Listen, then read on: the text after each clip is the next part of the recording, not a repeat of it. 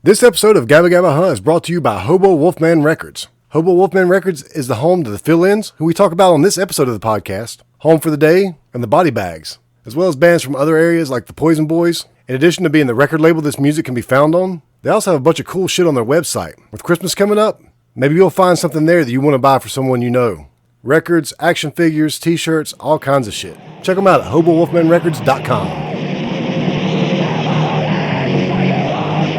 You are now listening to the Gabba Gabba Huh Talks podcast, where we bring you conversations with people connected to the Carolinas underground music scene. With your host, Mike Phillips of Van Huskins.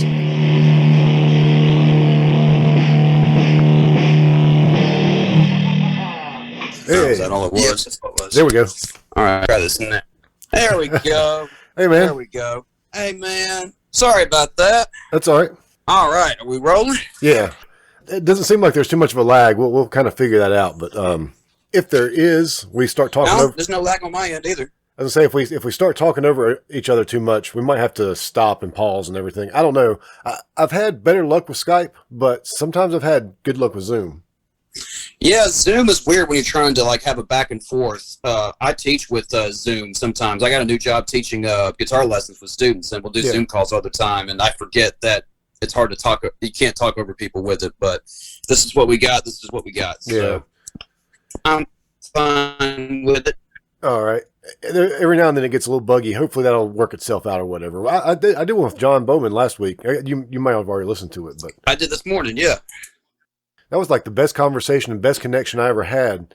And John usually has problems with his connection. So, how you been doing? I'm doing all right, man. I'm at home right now. I drove. I didn't fly home like a dummy. Yeah. So I just drove just straight across Tennessee to come say hi to the folks and do Thanksgiving. Yeah, my parents. I live here with my parents. I stay like in an apartment above the garage here at my parents' house. So I had Thanksgiving with them yesterday. Nice. We didn't spend a whole lot of time together. Of course, I kind of keep my distance from them anyway because I could always potentially be exposed at work. And lately it's been kind of dicey, so I've been extra careful. Oh, I bet. Yeah. Bowman was telling me about with War Boys members having issues with getting diagnosed with COVID in their offices, so they haven't been able to get together to practice or record or anything. And he's got a lot of recording equipment over at over his guitar player's place. Yeah. So that's been a real bummer. We haven't practiced in I guess about 3 weeks now, but I think we're going to do it tomorrow. I think we're going to wear we haven't. Yeah, you haven't in a while. No, we just that's not through any fault like me. Mike or Alex's, our drummer's been one of 3 staff members over at his office that stuck around after everybody got laid off or quit or something where he's working at. Yeah, we've kept doing it, but anytime we've had a scare, Eric or me or any, we've called it off. If anybody's ever not felt good, we've called it off. The practice room we're in is kind of small, so I think tomorrow we're actually going to start wearing masks while we're in there, just as an added protection, since people seem to be coming up with it a lot more often here lately. Yeah, that's never the worst idea. I've done a couple of studio sessions where everybody's worn masks while we've been in small rooms anyway, tracking and things like that too. So I don't think it's the worst idea. I think that's probably going to be how it's going to be going forward with a lot of things, wearing masks. Yeah. I feel like we're going to be living in Japan, or it's going to be like living in Japan for the next couple of years. People just wear masks around like it's normal. Mm-hmm. Yeah, I think that's going to be going on for at least a little while, probably about another year or so. But, whatever it takes to be able to get back to normal or close to normal, I'm willing to do whatever it takes. And that's why, if I have to wear a mask at work, I'm going to wear a mask at work. If I have to wear a mask at band practice, I'm going to wear a mask at band practice. When we can go back out and play shows again, you better believe I'm going to wear a mask if I need to at that point, because I want to be able to do the things I want to do. If there's ever a situation where I have to take a flight or have any form of public transportation ever again, even if there's a vaccine and there's no trace of COVID anywhere, I'm still wearing a mask just to keep people's germs and public transportation out of my shit, Yeah, that's one thing. This is made us all a little bit more aware of how much like our germs we spread every day without even realizing it. And like now when I watch TV or watch a movie or something and people get up in each other's faces and they're like yelling at each other, I'm like, oh man. Yeah, right. I don't know that I'm always going to be that way, but I'm probably always going to think about it a little bit more in the future. But I don't expect to always wear a mask, just hanging out with my buddies. Everybody should keep hand sanitizers at their house going forward anyway. We're going to be so clean going forward after this. Yeah, no kidding. You and me, though, we both got the COVID hair going. And yours is a lot better than mine. Yeah, dude. mine doesn't grow quite as well. Much shaggier. When I was younger, mine grew a lot better, but now mine just doesn't grow quite as fast anymore. So it's got a long way to go. But I think we'll keep it going. Oh, I'm definitely keeping mine. I found out I got my mama's hair, and when I came home with it, she started freaking out and playing with it and things. That's the longest I've ever grown it out, but I kind of started in that awkward Conway Twitty kind of little mini fro for a minute, but I don't know. I'm kind of feeling this length, especially since I walk around playing on stage with denim and leather anyway. I might as well lean into the bass player from Blue Oyster Cult look or whatever. Yeah, I had really long hair when I was in high school, and then I got it cut off when I was a senior, and I mean it was like about halfway down my back. It was long. And then I got cut off when I was a senior, and then I was about to ask. Yeah, I grew it out again. A couple of years later, and this kind of was like more of a Kurt Cobain look. It was all like straight and same length and everything. And then I cut it off, and then I've tried to grow it out several times since then, but I always get like almost to this point, and I just like get tired of it. I'm like, I can't do anything with it, so I get it cut off. Now that I've made it to this point, though, and COVID's my excuse. I really don't want to go to a barbershop. I don't want to have somebody in my face cutting my hair. But I'm like, I've made it this far, and I've used it as an excuse this far to look like crap. So, a couple more months, it'll be where I can actually do something with it. No, man, you don't look like crap. If anything, you would get a lot more attention. If you go out in public, you'll get more heads turning anyway. Yeah, for better or worse. Yeah. The past couple of days, I meant to go back and listen to the fill-ins episode, so we wouldn't talk about a lot of the same stuff, but we can cover some of that stuff. I got some questions here to ask you, and we definitely want to talk about the new single and what you're doing musically. But we can talk a little bit about your background and stuff like that too. I don't really know where to start with this one, but I will go ahead and say I'm talking to Cap, or James Capel Nunn, I believe is your name. Yeah. Most people around here call you Cap. It's Cap Nunn. Yeah. Yeah. That's what we're on with. I got so many street names, aliases. I don't know where they came from, but I think part of that was just because Cap's short for my middle name, which is Capel, and that's what my parents always called me when I was growing up. And for the longest time, it just felt weird to me. And they didn't want to call me any variation of the name James, not Jimmy. My grandfather's name was Jimmy. My dad's name was Jim, but they didn't want to call me any variation of that, so they just stuck with Cap going forward. But of course, having a name like that growing up in high school in the era of Dave Chappelle and Chappelle's Show, it was Capel's Show for the longest time, and then I got Cap Gun and all kinds of funny little nicknames and dumb shit like that. But you just leaned into it after a while. Yeah, and like I said before, it's a cool nickname. I think it's cool, and it works. Right on. What's your street name, Mike? Well, me and John talked about this last week, so I don't really have one. It used to be Michael Oatmeal at one point. That was my first punk rock name, and then I was Mike Hell for a little while, and that was like my screen name on everything. It's still like that's how you find me on Facebook is Mike Hell. I probably shouldn't leave that in the podcast. I'll probably cut that part out, but just because I don't want certain people finding me that easily. Now you can find me anyway, but. It never really stuck. Like there's a few people that would call me that. There's still people that call me that, but it just didn't really stick, and after I got out of music for a while, and the reasoning behind it was, I had a band at the time called Hell Camino. I think we've talked about this a little bit, but I had a band at the time called Hell Camino, and I just kind of stuck. We didn't all take that name, but at that time I was like, well, that works, and it's kind of like if you say Mike Hell fast, it's almost like saying Michael, So I kind of went with from that angle too. But there's a few people that still call me that, but I'm just Mike these days, or Mick. Some people call me Mick because of my Facebook name a while back. But I do get called Michael. I like that T-shirt. Oh, thanks, man. I get called a Michael Huskins or Michael Van Huskins sometimes these days. That's about as close as I get to having a street name. Yeah, the Hobo Wolfman record shirt. Which one's Van?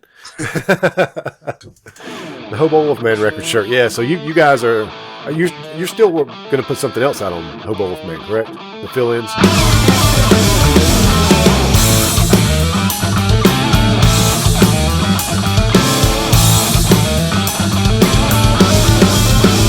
Well, she knows she's a knockout, breaking hearts every day.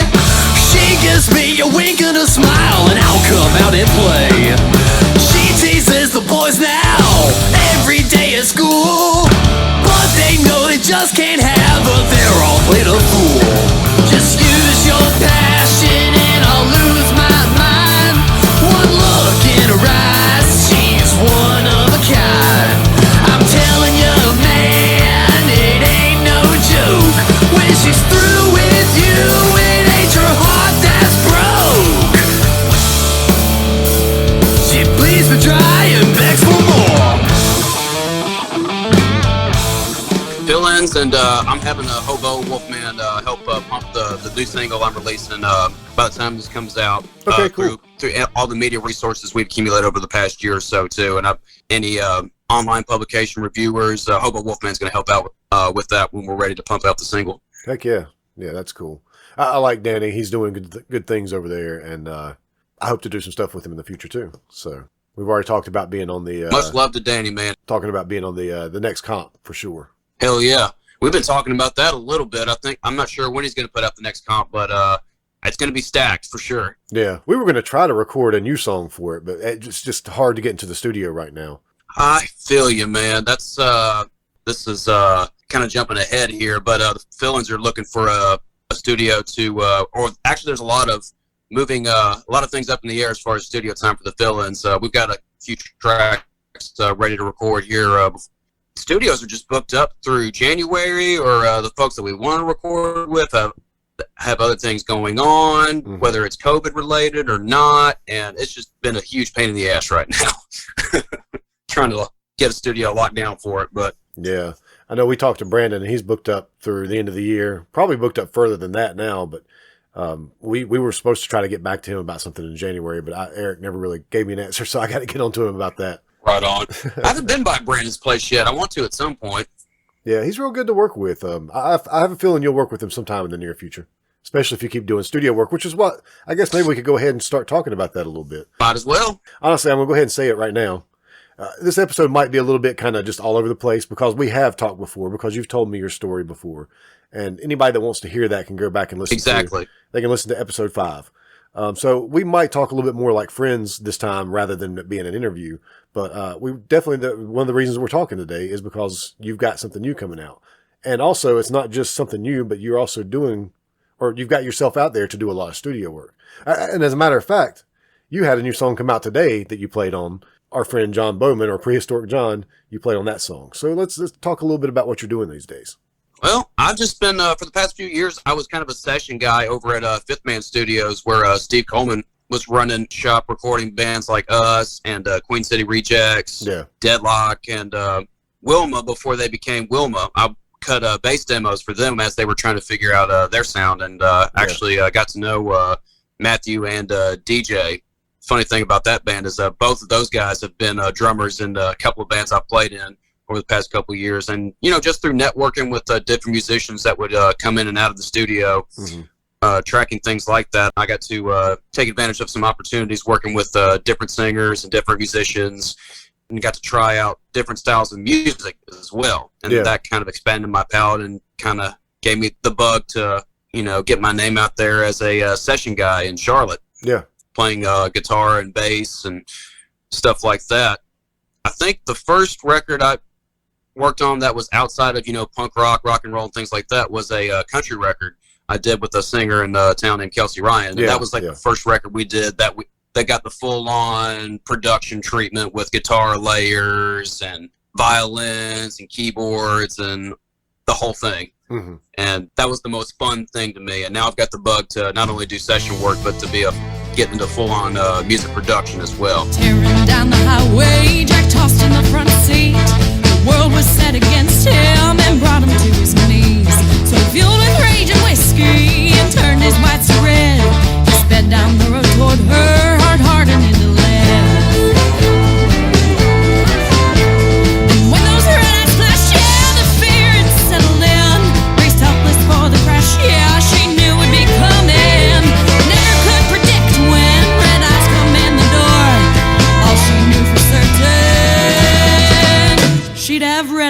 the floor.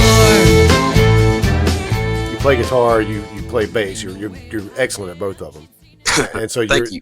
you would be good to play on either one of those. I mean, either one of those instruments. And John Bowman said he worked with you. Said you're excellent to work with.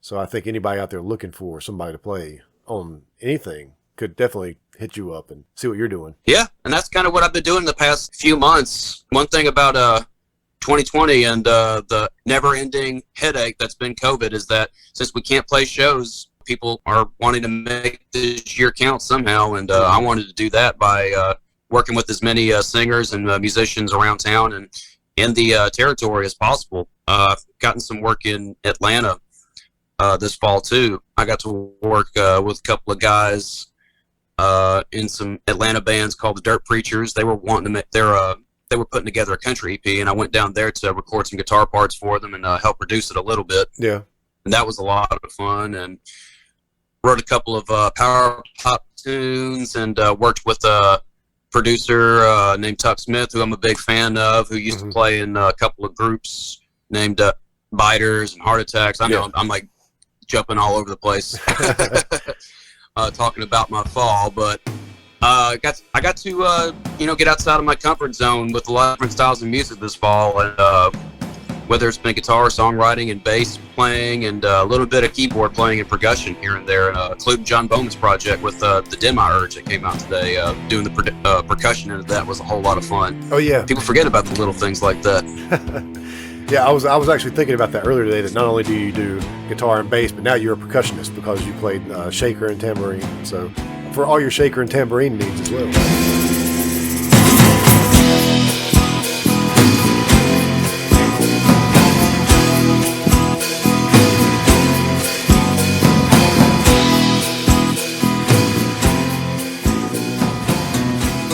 I always throw those little ideas like that against the wall for songs like that, especially if it feels like they call for it. Because I'll hear songs on the radio sometimes that sound like they're 90% done. Do you ever have that feeling? Yeah. Where it's like, it's just missing this one little thing, and if it just has this one little thing, then this song would be perfect, whether it's a tambourine or a shaker. And then I think about songs that I hear on a regular basis that have those things, and wonder if you take them out, what would the dynamic would be without those things, whether it's like a popular radio song or that you've heard a zillion times or whatever. Yeah. Like taking the cowbell out of Don't Fear the Reaper. Oh yeah, right? That's a great example. Now it's a whole different song. Oh yeah. So have you worked with anybody else here in Charlotte besides Kelsey? And well, I mean, you said you worked at some with Fifth Man Studios, but have you picked up anything here recently? Any studio gigs? There's a couple of singers that I've gotten to know over the past fall that needed my help with some guitar parts. There's this one guy's name is Reed Ferguson. He's a country rock singer, songwriter, storyteller. Yeah. All of his songs are at least 4 minutes long. He's like a Bruce Springsteen style, like storyteller, songwriter. He had me come down and record a couple of guitar parts for some songs that he's about to release, and he's got one more that he's recording right now that I'm gonna fill in parts for here before too long. And he's great. I've played a few sets with him, and he's a great singer. You should totally check out his stuff on Spotify as well. And I've also worked with an up-and-coming singer named Annie Hayden. She dropped a new single, I want to say a couple of weeks ago. Okay.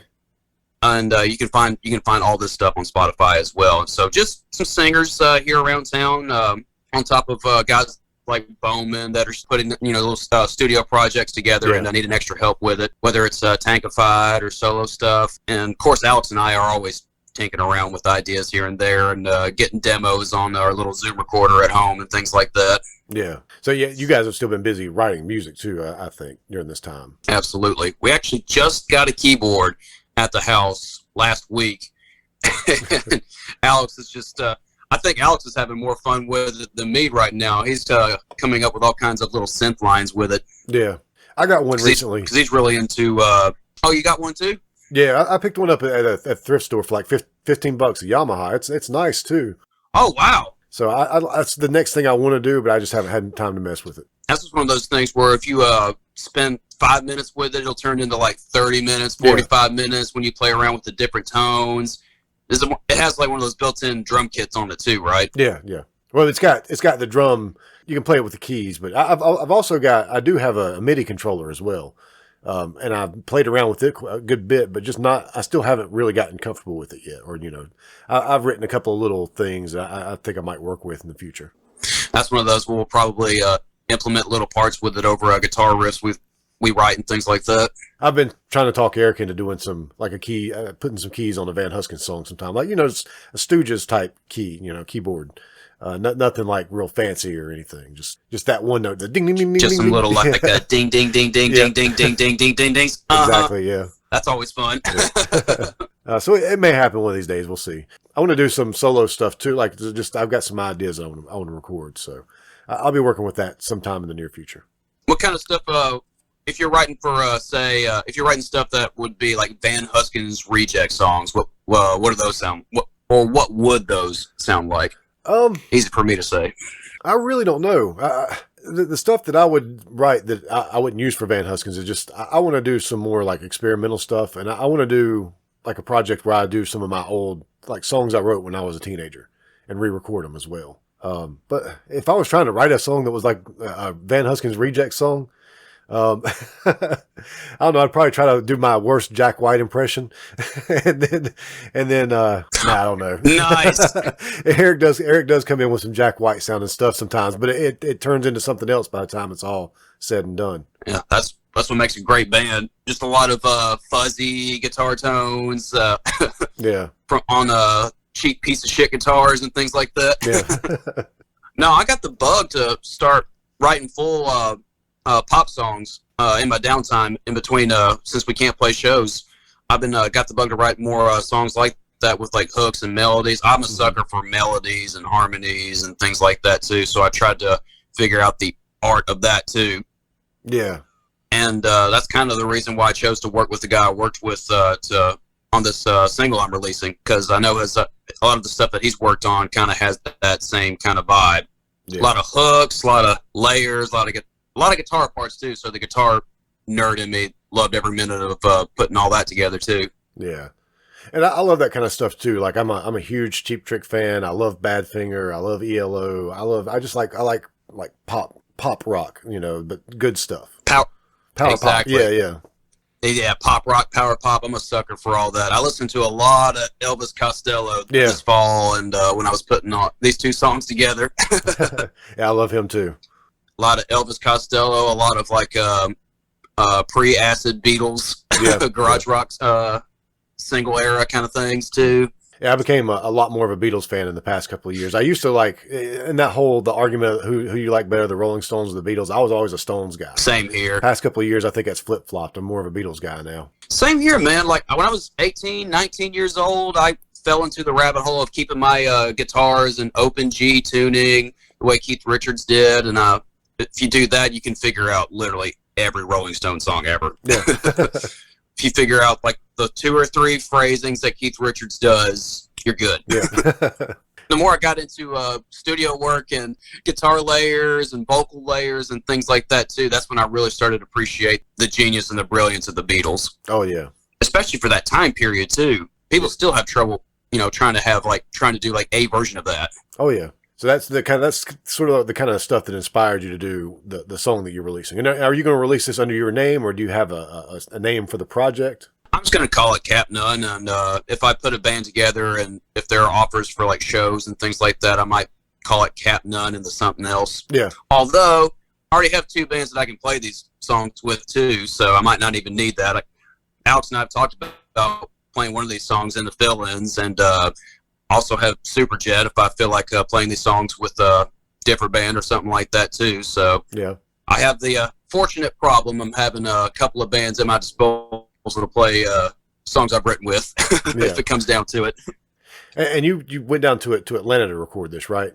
And talk a little bit more about who you recorded it with. I worked with this guy named Tuck Smith. He fronted one of my all-time favorite bands called The Fighters. Yeah.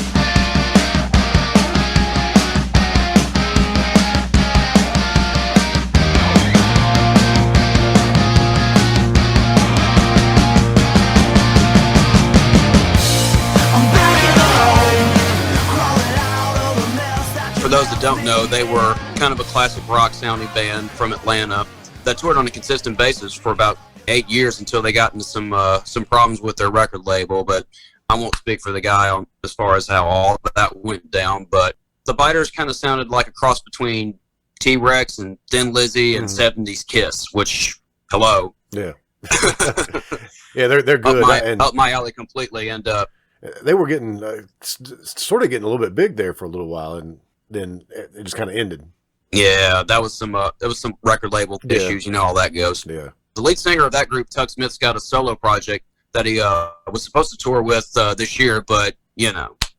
So, but in passing from playing shows with some of his former bandmates, all his bandmates were in various other bands too. So we would always cross paths, in Atlanta or West Virginia or the Carolinas, wherever they would let bands of our ilk play. I got to get a little FaceTime with the various members of the band, and with Tuck, he was always producing records from bands that we were playing shows with, like Fast Eddie and Wildlife and Gunpowder Gray and things like that too. Bands that we would play shows with while we were doing weekend runs, and they were consistently good sounding singles and records. And I always wanted to work with somebody that made rock records like that. Mm-hmm. And again, I got that bug from working on the Kelsey record, of all things, making a country record, layers and things like that. And we did that with the latest Fill-Ins release, but we kind of wanted to take it to the next level. And this was kind of my excuse to kind of take stuff I was writing to the next level as well with production. And it was also I wanted to treat it like a boot camp experience, because we were just in and out. Everything had to keep moving. We were on the clock. Yeah. It was just me, Tuck, the engineer, Dan Dixon, who's also in a really good band called Please Please, and the Biters drummer, Joey, plays drums on the tracks too. And so it was kind of that, a good experience to work with some pros. Yeah. That make this kind of rock music. Now, you said Tuck was supposed to be touring this year. Was it? He's supposed to be opening up for some of those Guns N' Roses dates, or not Guns, Motley Crue dates. It was Motley Crue. Yeah. Motley Crue, Def Leppard, Poison, and I want to say Joan Jett. Yeah. But, same thing happened to all of us, COVID and all that. But I think Live Nation is supposed to have that tour up and running. Like, that's the one tour that Live Nation, that's the one that they're banking on really hard next year. That tour of all tours. Yeah. I know it's definitely rescheduled. It's rescheduled, and of course we'll see what happens, but I'm really banking on the idea of the vaccine distribution in December like they're talking about, but we'll see what happens. It's like, I'm always ever hopeful, but I never trust that anybody actually knows what they're talking about when stuff like this is brought up in the news either. Yeah, for sure. And the vaccine being out will be helpful, but I think the thing that'll help most is if people really get on board with wearing a mask. And then maybe we can go out and see some concerts next year. I'd love to do that. Wearing a mask. I'll go. I'll do that. I don't care. That's fine. Yeah, really. I want to see the bands. I don't want to talk to anybody anyway. Yeah. Always had to, even when we were playing shows, I always have to do the Irish goodbye whenever we'd have to play at the Milestone, because if you're trying to say goodbye to everybody at the Milestone, then you're stuck there for an hour because you don't want to leave anybody out. And I would always send Facebook messages or text to the folks that I really wanted to say goodbye to. It's like, hey, I didn't mean to dish you, but I really wanted to get home, and it's 2:00 in the morning, so thanks for coming out. Me and Eric will even do that to each other. Like, I won't even tell Eric I'm leaving. I'll just go out the door and I'll get in the car, send him a text real quick. Hey man, I'm going. Yeah. It's easier when you play music together and it's just more understood like that. It's like, I'll just see the next practice. It's all good. Sometimes like, because if you walk over to say goodbye to, even if I just go to say goodbye to Eric, I'm going to run into somebody else that I'm going to have to talk to. So that's just like, I'm just going out the back door. Yep. I do look forward to the first show back at the Milestone. I'll stay till closing. I won't have any shame in that whatsoever. I'll make sure to say goodbye to everybody. Yeah, I can't wait till we can do that again, because I think it'll be a lot of fun. And like you said, at the end of the night, I'm going to be saying goodbye to everybody and hugging everybody. Well, if we can at this point. When I finally can, everybody's going to get a hug. I've been doing the chicken wing with the elbows. Yeah, we do that. I do that with a lot of people. I saw one of my buddies the other night, and it took him a while to get on board with the whole COVID thing, but he finally he stuck his elbow out when we went to leave. I went to go give him the fist bump, and he stuck his elbow. I was like, oh yeah. We did a show in July with an outdoor show with Kelsey, and that was like my first show post. Well, I say post COVID, but this whole year has been like in the middle of COVID. But Yeah. it was the first show post lockdown. It was outside. Everybody was distancing and all that, and it didn't really hit anybody that it was like our first show post lockdown until after we unplugged and put everything back up, and everybody was just like, fucking A, that was awesome. Yeah. Great to see everybody. Everybody's just, that whole like a wave of that depression just got lifted from everybody going, especially from being stuck at home and not playing music in front of anybody or with anybody, really. Everybody was just happy to play with each other again. That was the thing that probably got everybody more fired up than anything. Yeah. I know when we played the thing at the Milestone and did that live stream, that was kind of early into COVID. I think that was in either late May, I think, or something like that. Anyway, sometime in May. But even then, it was like, and the only audience we had was a couple of people that were like Buck, a couple other people at the Milestone, and then the other bands. But man, it just felt so good. And now I miss it. I miss it so bad. But I'm still not quite there myself. Yeah, I think it's going to be a while for anybody to kind of get back in it. Even when the vaccine is there and doors start reopening again, it's going to, the vibe of everything is going to be way different. I don't know what the reaction is going to be. Yeah. Can we even do mosh pits going forward? Is that going to be a dead thing? Well, apparently. I was never a pit guy. So some people are still doing them these days, so I don't know. I don't think it's going to go away. I feel like those are like the folks that are putting on shows for like big crowds now are like the bro country singers and things like that just don't care whatsoever, and they're just like bro hugging each other, and I guess that counts as a mosh pit in 2020 or whatever. Well, I saw one of my friends. She posted some stuff about going to some metal show down in Georgia a couple of weekends ago, and then the next week she had COVID. Like, oh shit. And you were just talking about being in mosh pits this weekend? Yeah. That's why I'm not there yet, because I just know it's right around the corner, and my luck will be that I go out, decide, hey, I'm going to go see a show, and that's where I'm going to get COVID from. And I'll be like, really, is that worth losing or not necessarily me. I mean, I could maybe die from it too, but I wouldn't want to pass it along to anybody else. No, and that's, they've already put out I guess that happens more in the Midwest more than anything, with like metal shows and biker shows with like hard rock bands playing. Yeah, there's still some people out there that just don't give a damn. I mean, for the same time with professional musicians, I understand they got to make a living and everything too, but you got to set some fucking rules too. Like, I've done a few outdoor shows with various singers in the last couple of months too, but nobody's done anything dumb or gone crazy or anything like that. Yeah. If I'm in between sets or anything like that, I'm not talking with anybody. I'm not conversing with anybody. And these are all like outside Charlotte places like Hickory and these little outdoor brewery shows with doing the cover sets and things like that. Yeah. And folks aren't reacting to those kind of shows hardly enough anyway. You're just background music. Oh, yeah. You and Alex played one at Skylark, didn't you, outdoors, as the fellas? Give me a PBR and a shot of whiskey too. Tonight we're gonna find you. Give me a pack of smokes and I'll be hanging with my folks. Count the beer cans all around, singing 1, 2, 1, 2, 3, 4. We're going out. We're going. How did that go? Was that pretty good? Was there a decent turnout? Because and whenever I see something like that, I'm always like, oh man, I want to go, and then I just really can't quite bring myself to do it just yet. Skylark was worth it, man.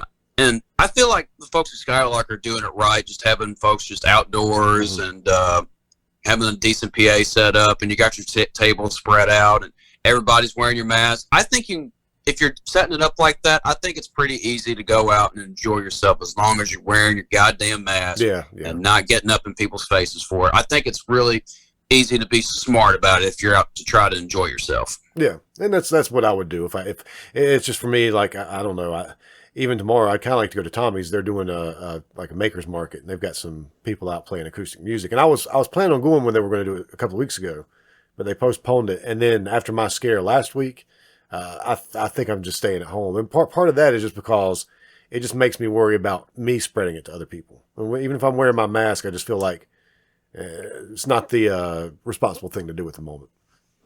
I feel you. I feel like if I'm not playing out or anything like that, I've just been staying at home too, man.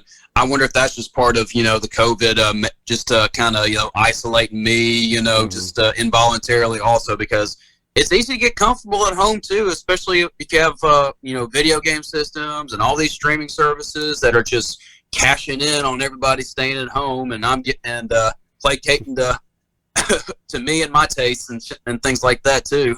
Yeah. I don't really do a whole lot of that. Like, I'll turn the TV on as background noise sometime, but I mostly spend time working on the podcast, and then I just dick around and don't do anything. Like, sometimes I just don't do anything. I'm lazy. I really should be using my time to do other things. It's been forcing me to try to stay home and really work on my guitar and bass playing a little bit. I've been reaching into the well and trying to relearn things that I haven't played since I was a teenager. I feel like I've reverted back to my 15, 16-year-old self, learning Van Halen and Kiss and AC/DC songs. I'm trying to, approaching those songs again 15, 16 years later after not touching them for so long, only playing bass and country music here in Charlotte. But I've been listening to a lot of music, playing a lot of records. I've also been going back through a lot of my old stuff, my old band stuff. And that's what's kind of inspired me to do some recording projects involving that stuff. But like even last night, I was watching our very first show on video, and I was going, "Damn, we were actually pretty good."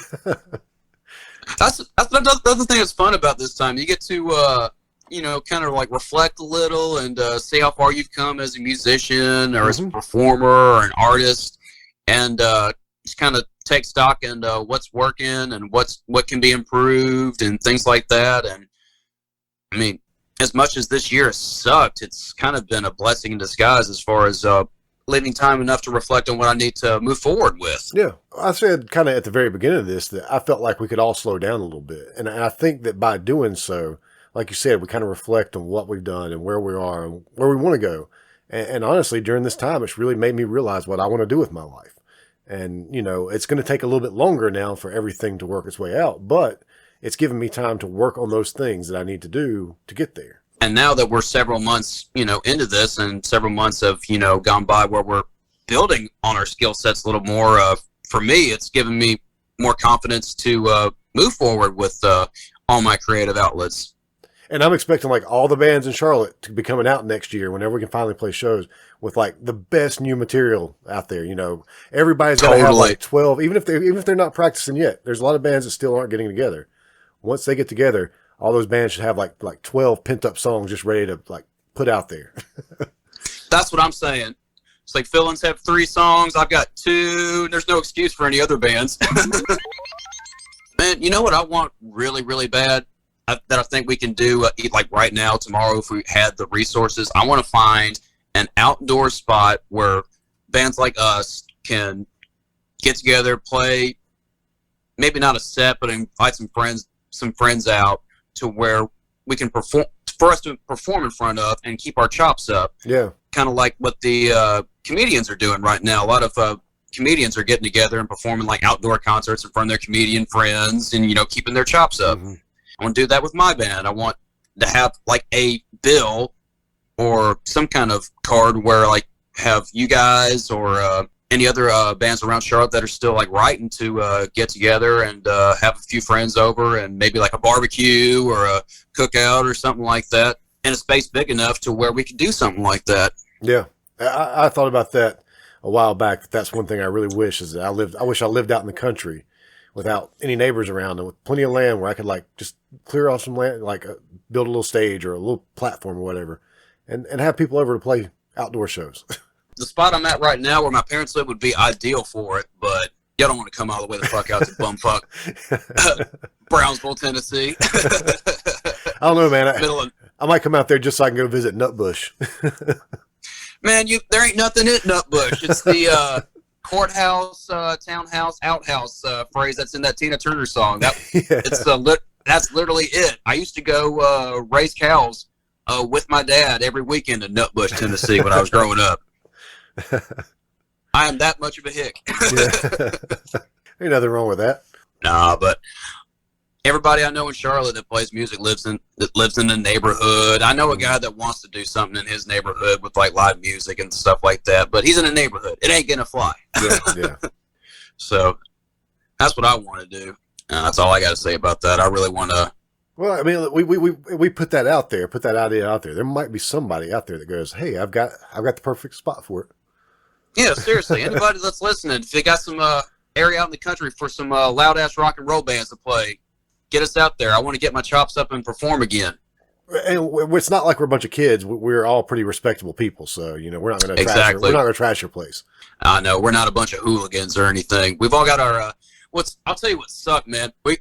You know how Alex and I like to fucking like deck out with all our clothes and logos and shit like that. We got all kinds of like custom made stuff ready to do. These shows to put out the record and things like that. And now they're just sitting in the closet. Just kind of they look cool, but if you wear that just walking on the street, you just look like an asshole. So. Well, I noticed. But I noticed lately. I guess Alex has been itching to wear his stuff a little bit, so he's posted a couple of pictures of him and his stuff. And I get that. You got this stuff that you can't just sit in the closet. I know it. So we're dudes in rock bands. We got to strut our stuff, So let's talk a little bit about the fill-ins, and we can get back. We'll talk. End up talking about the single again. Towards the end. Okay. You guys had a record that came out earlier this year, and worst timing ever for everybody, because we had an EP that we put out back in April as well. It happened right when COVID hit and you can't play shows to promote it or anything.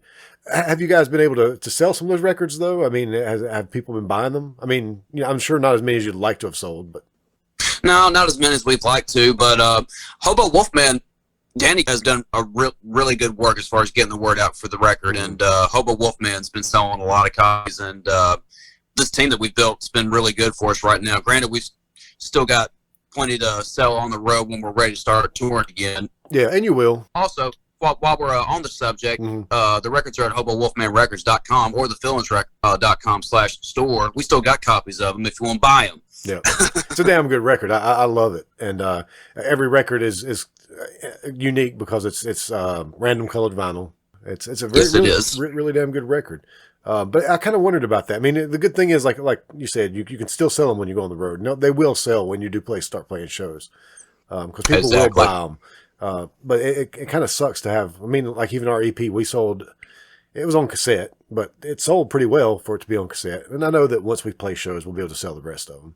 I'll tell you what, man, I thought I poo-pooed the idea of cassettes for the longest time when it was kind of first becoming a thing, but there's some really cool cassette packages that are coming out. You guys have a really cool one, the body bags.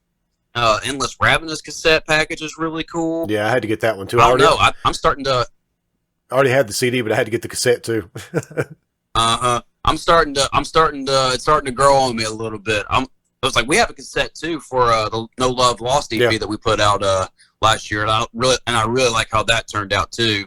So now I can tell people that I'm on vinyl, cassette, and CD. Oh yeah. And the cool thing is like cassette, you can sell it for $5. Everybody that comes to a show and wants to buy something, even if they can't listen to the cassette, you're gonna give them a download code so they can download it. But that's something easy for people to buy. $5, you can have a $5 CD and a $5 cassette. Probably more people are going to buy the cassette, just that aren't going to listen to it. just for the because it's kind of what's the word I'm looking for? The novelty of the thing. It's kind of like the novelty. It's like a novelty item, yeah. Yeah. But there's a market for it, man. And there's this one band called the Whiffs out of the Southwest that have a little pink cassette. And they're kind of power poppy too, and that's another good example of some like fresh pop rock kind of stuff that's out there that folks should check out. Yeah, and they have like a solid pink, it's super like glam rocky power poppy, and I couldn't resist it. I had to get a copy. Yeah. I have the vinyl too. I know, like my nephew, he's I'm trying to remember how he's 15 now, but he's started collecting cassettes, and I've still got a bunch of cassettes from when I was younger, and I've finally got a really good cassette deck. And honestly, those cassettes sound really damn good. Those old hip-hop releases sound really good on cassette, because I guess that was like the main market for them for the longest time, within the late 80s, early 90s. like Alex has a copy of Paul's Boutique from Beastie Boys. When he puts that on, it just fucking bumps. Yeah, those cassettes. I mean, at one point, cassettes really did sound good. The bad thing about cassettes is most people didn't have a good cassette player. Like you'd have a cheap stereo with a cheap cassette, or a cheap jam box or whatever. But if you had like a real good cassette deck, a Yamaha or a Nakamichi or a Sony or something like that, they really do. Especially the cassettes made in like the late '80s, early '90s. Those cassettes sounded really damn good. I need to start up on my collection again. We had the cassettes that we had when I was growing up were my mom and dad's cassettes. It was like the Eagles and James Taylors and things like that, Neil Diamonds and things like that. Your mom and dad music, which I love now, but as a teenager, you just kind of frown upon because I was into my devil music as a teenager, Well, when I was a kid, I got into music really big, and I bought cassettes all the time when I was a kid, like at the flea market. And they didn't have to be. I bought bootleg cassettes at the flea market all the time. But then I got to do like the Columbia House Music Club, where you get like 12 of them for a penny, and I'd do that. And I got so many cassettes when I was a kid. And then it was records when I got to be a teenager. I think I still got my CD booklet around here somewhere that was like this thick. It's like a giant bookended like a CD book. Actually, you know what? I think my phone is sitting on top of. I got a couple of books sitting right here. I'm talking to you that I placed my phone on top of, and here right here is my CD booklet full of my old early 2000s releases that I probably won't talk about. That's because some of them I'm more ashamed of than others because of the times. Yeah, trust me, I know. Everybody my age had a Godsmack CD. Don't y'all be lying. I may or may not have had 3 of them because it was the times.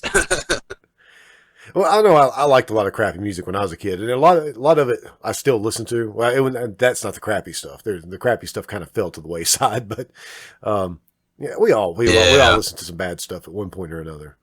I've listened to some bad stuff as recently as I was looking through a box of CDs that I had last night, and I was like, why the hell do I have this? And then I remembered, I think my ex-wife told her sister that I liked it.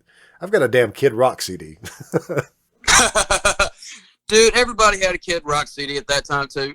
I was talking to a friend of mine the other day about bands we liked when we were teenagers. I liked Tool a lot when I was a teenager. I don't listen to Tool a whole lot now, and Tool's one of those. Godsmack's one of those. The Doors, I know they're an older band, but The Doors was one of those bands that I loved as a teenager that as I got older and kind of like got past the whole mystique of The Doors with the movie and all that, it was just like, The Doors are, they're pretty good, but they're not one of the greatest of all time. Like they were, always projected as. Yeah. You know what I mean? Yeah. Well, The Doors, that's one of those bands that I think everybody or a lot of guys that get into music really gravitate towards in high school and stuff. And I did too. I love The Doors. I love Jim Morrison. It was like one of my favorite bands ever. And then I kind of got to that point to where I was absolutely like a little bit older. I'm like, they're really not that great of a band. I don't like them that much. I fucking love The Doors again, man. It's weird that I think they're an excellent band. I think the people that give them shit don't give them enough credit for the good things that they did. They're hokey at times, but they were excellent musicians. And Jim Morrison, for what it's worth, he was a great poet, if a little pretentious. Oh yeah, exactly. Everybody. The thing that always got me was the lofty rock god, conversations about Jim Morrison, where if you actually read about his life and stuff like that, the dude was just a drunken slob half the time. But made great music. I talk about it like I'm shitting on him, but they still made some great songs. And Robbie Krieger's still, he's one of the guys that kind of that I gravitated towards as a guitar player when I was starting off. Yeah. I can't play that flamenco, right-handed fingerstyle thing that he does, which still blows my mind. But it definitely does appeal to teenage boys still to this day somehow. Yeah, somehow. As opposed to, I don't know. I guess Jim Morrison's just that when you're young and you're going through a lot of things, he says these things that don't make sense but kind of sound like kind of cool. Oh, the Lizard King. Yeah, I want to be the Lizard King. The scream of the butterfly. I don't know what it means, but it sounds cool. Maybe I should try acid to find out what it means. But there's a lot of bands like that, I think, that people get into. And I think that some people still haven't come back around to those bands. But like, I don't know that you'll ever come back around to Godsmack, but you'll probably at some point come back around to the Doors and like go through a phase where you like listen to the Doors for like a month straight. One of the singers that I play with, he listens to a lot of Grateful Dead, and I used to hate the Grateful Dead. Me too. But now there's like, 3 or 4 songs that I listen to that are like not their live 20-minute opus jams that are, good songs like Casey Jones and shit like that. That's a good song. Yeah. I'm the same way. I used to hate them. That was like the band that I could not stand. And of course, being a punk rocker, you've got to hate the Grateful Dead. Exactly. But you know what? Hippies and all that shit. But you know what? Grateful Dead were a pretty damn good band. Yeah, bet you can't. Yeah, it's one of those deals where it's like, well, bet you can't play guitar like that. Yeah. And they wrote some good songs. They also wrote some really terrible songs or something that I can't listen to. But I can't say terrible. That's just not my style. But I do like them a lot more than I used to. And it's just kind of one of those deals where it's I'd rather listen to them than watch live footage of them, because if there's like live footage, 15 minutes into a Grateful Dead set, you're halfway through the first jam, and it's exhausting. My uncle let me borrow a box set that he had one time, and I checked it out, and I found like the albums I liked, but like each one of the CDs had extra stuff on it. It was always live tracks. I never made it to the live tracks. After the first one, I'm like, oh yeah, no, done with that. Let's just listen to the studio stuff.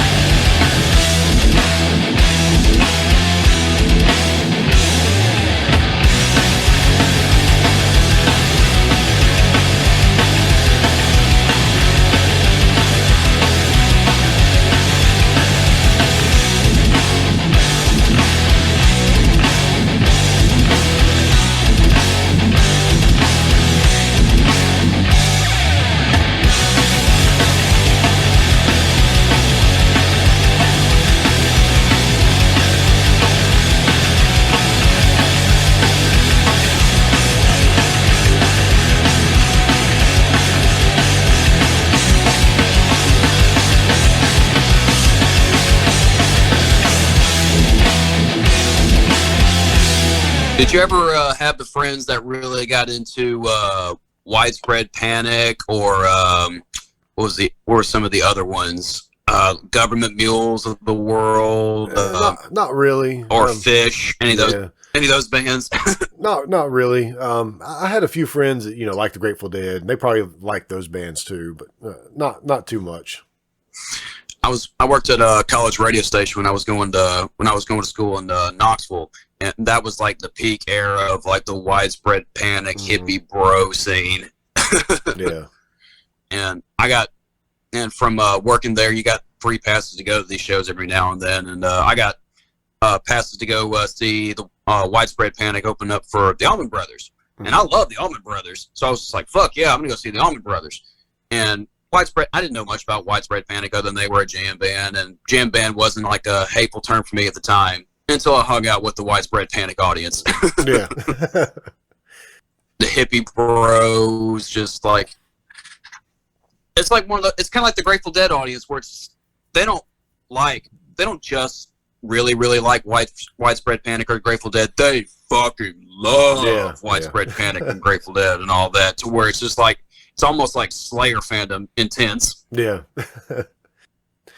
I saw the Allman Brothers one time, and I'm so glad I did. They were really good. But luckily, Jason and the Scorchers were the opening band for that one.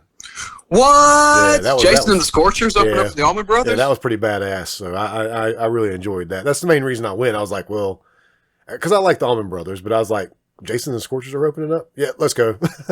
That's awesome. How long ago was this? This was, I'm thinking either late 90s. It had to be like late 90s, I think. And it was at the Pavilion. It was Blockbuster at the time, I guess, whatever it's called now, PNC or whatever, over near the college. Gotcha.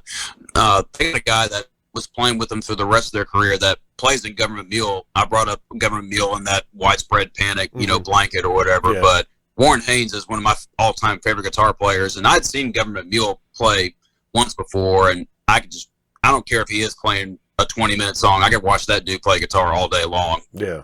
He's the kind of guitar player that knows when to not play at the same time. You know what I mean? Yeah, that's a special skill. Some guitar players don't have. I don't know if they don't have the skill, or they don't have the means, or they don't have the willpower to not play sometimes.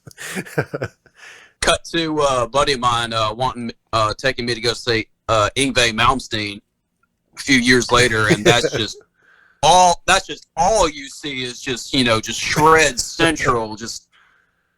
No, it's just the classical, feel and vibe and all that, and I get it, but I can't take 45 minutes of nothing but that. It's cool for the first 10 minutes, but it just exhausts me after a minute.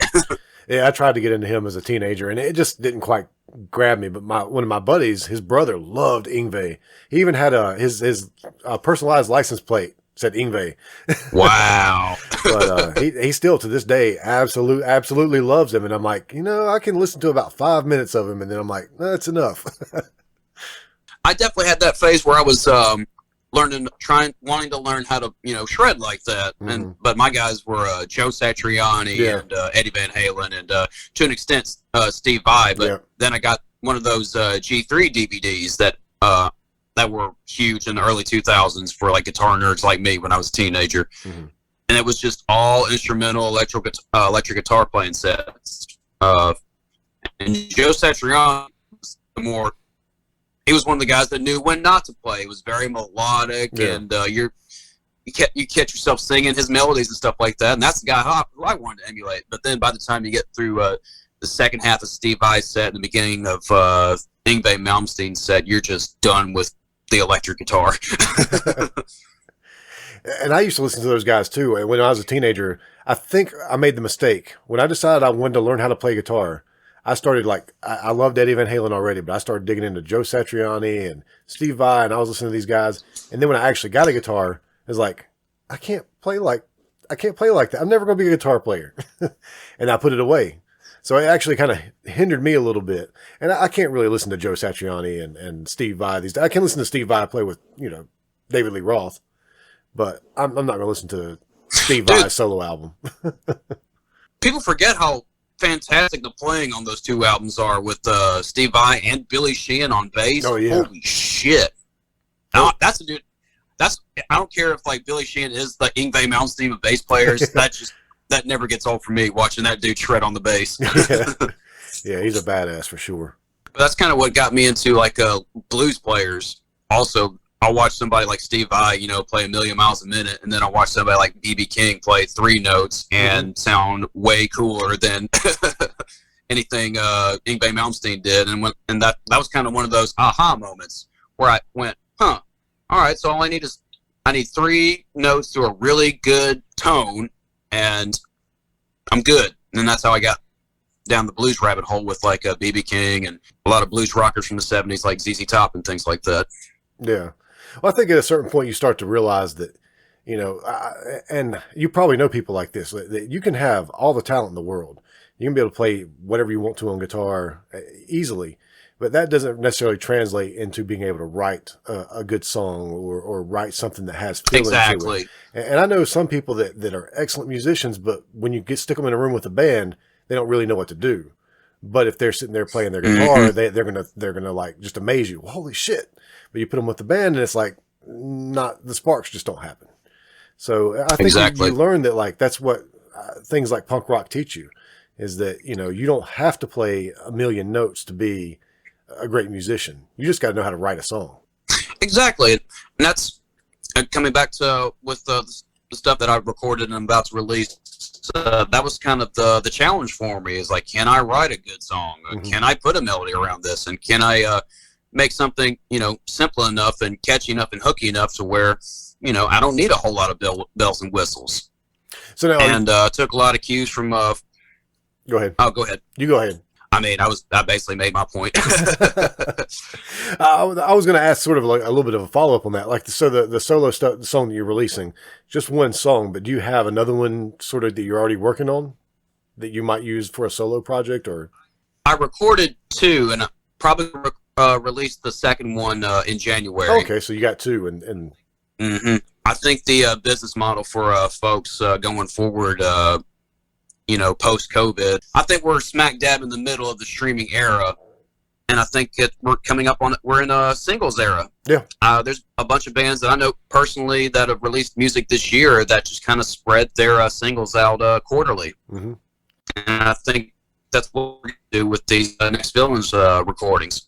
We'll still make physical copies and things like that, but yeah, and that's what I've talked about with Eric and Ben. You know, we've got, like I said, we've got 5 new songs that I want to go record, and we might just record 2 at a time. Because it'd be easier for us to release them 1 at a time if we do it that way instead of recording all 5 of them and then have to hold on to 4 of them for however long. But, you know, and it's funny because when I talked to Brandon he was one of my earliest episodes or earliest podcasts. He said that was what he brought up at the very beginning of this year. He said, you know, what do you think about releasing singles as opposed to releasing like full albums? I hadn't really thought about it until then, but ever since then, like all year long, that's the way it's been. Everybody talks about it. I think it's the singles time. I think it's time to release singles. And I see bands getting good response from that because they don't release it all at once. And then everybody's like, oh, cool, listen to this. And it's like a week later, everything's died down. Now they release one exactly. and then a week later or 2 weeks later, they release the next song. I think it's a good strategy, but like you said, if we do it, we still want to release it as a physical release at some point as well. The physical is what you sell at your shows. Yeah.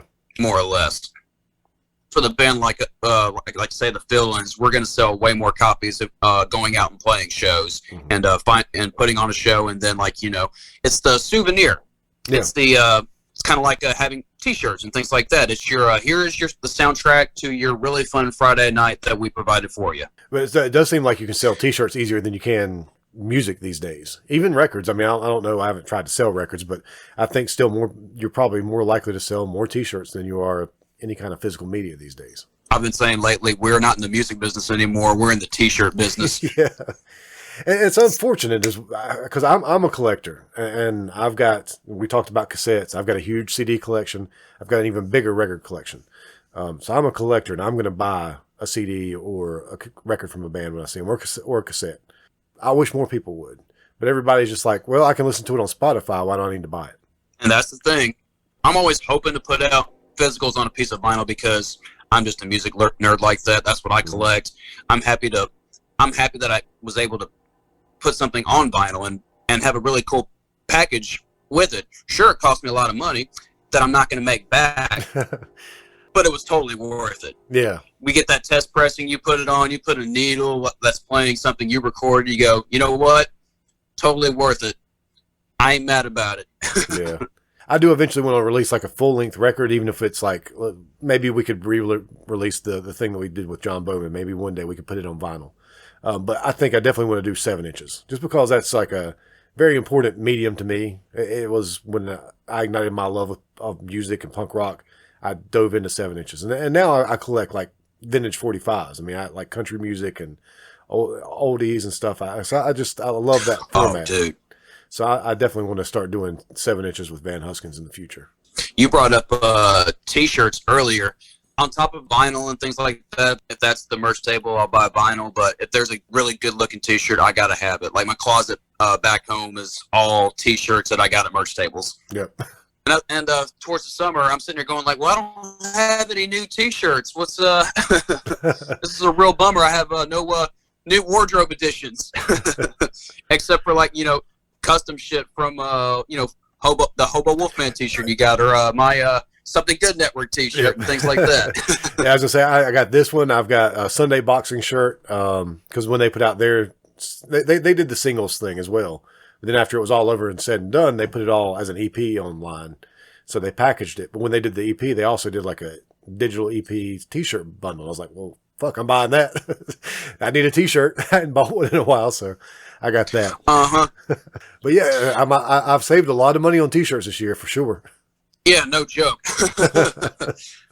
I saved them. That's another thing too. I said about COVID and not going out and playing shows. Is that I saved a lot of money on a lot of things this year. Well, I think that, and then I start realizing that all that money I saved doing this, I've started spending more money over here. Like I'm eating better now, and I just when before I was like I can't buy that meal because I got to go to the show this weekend and buy that T-shirt. Now it's like, oh yeah, taco truck.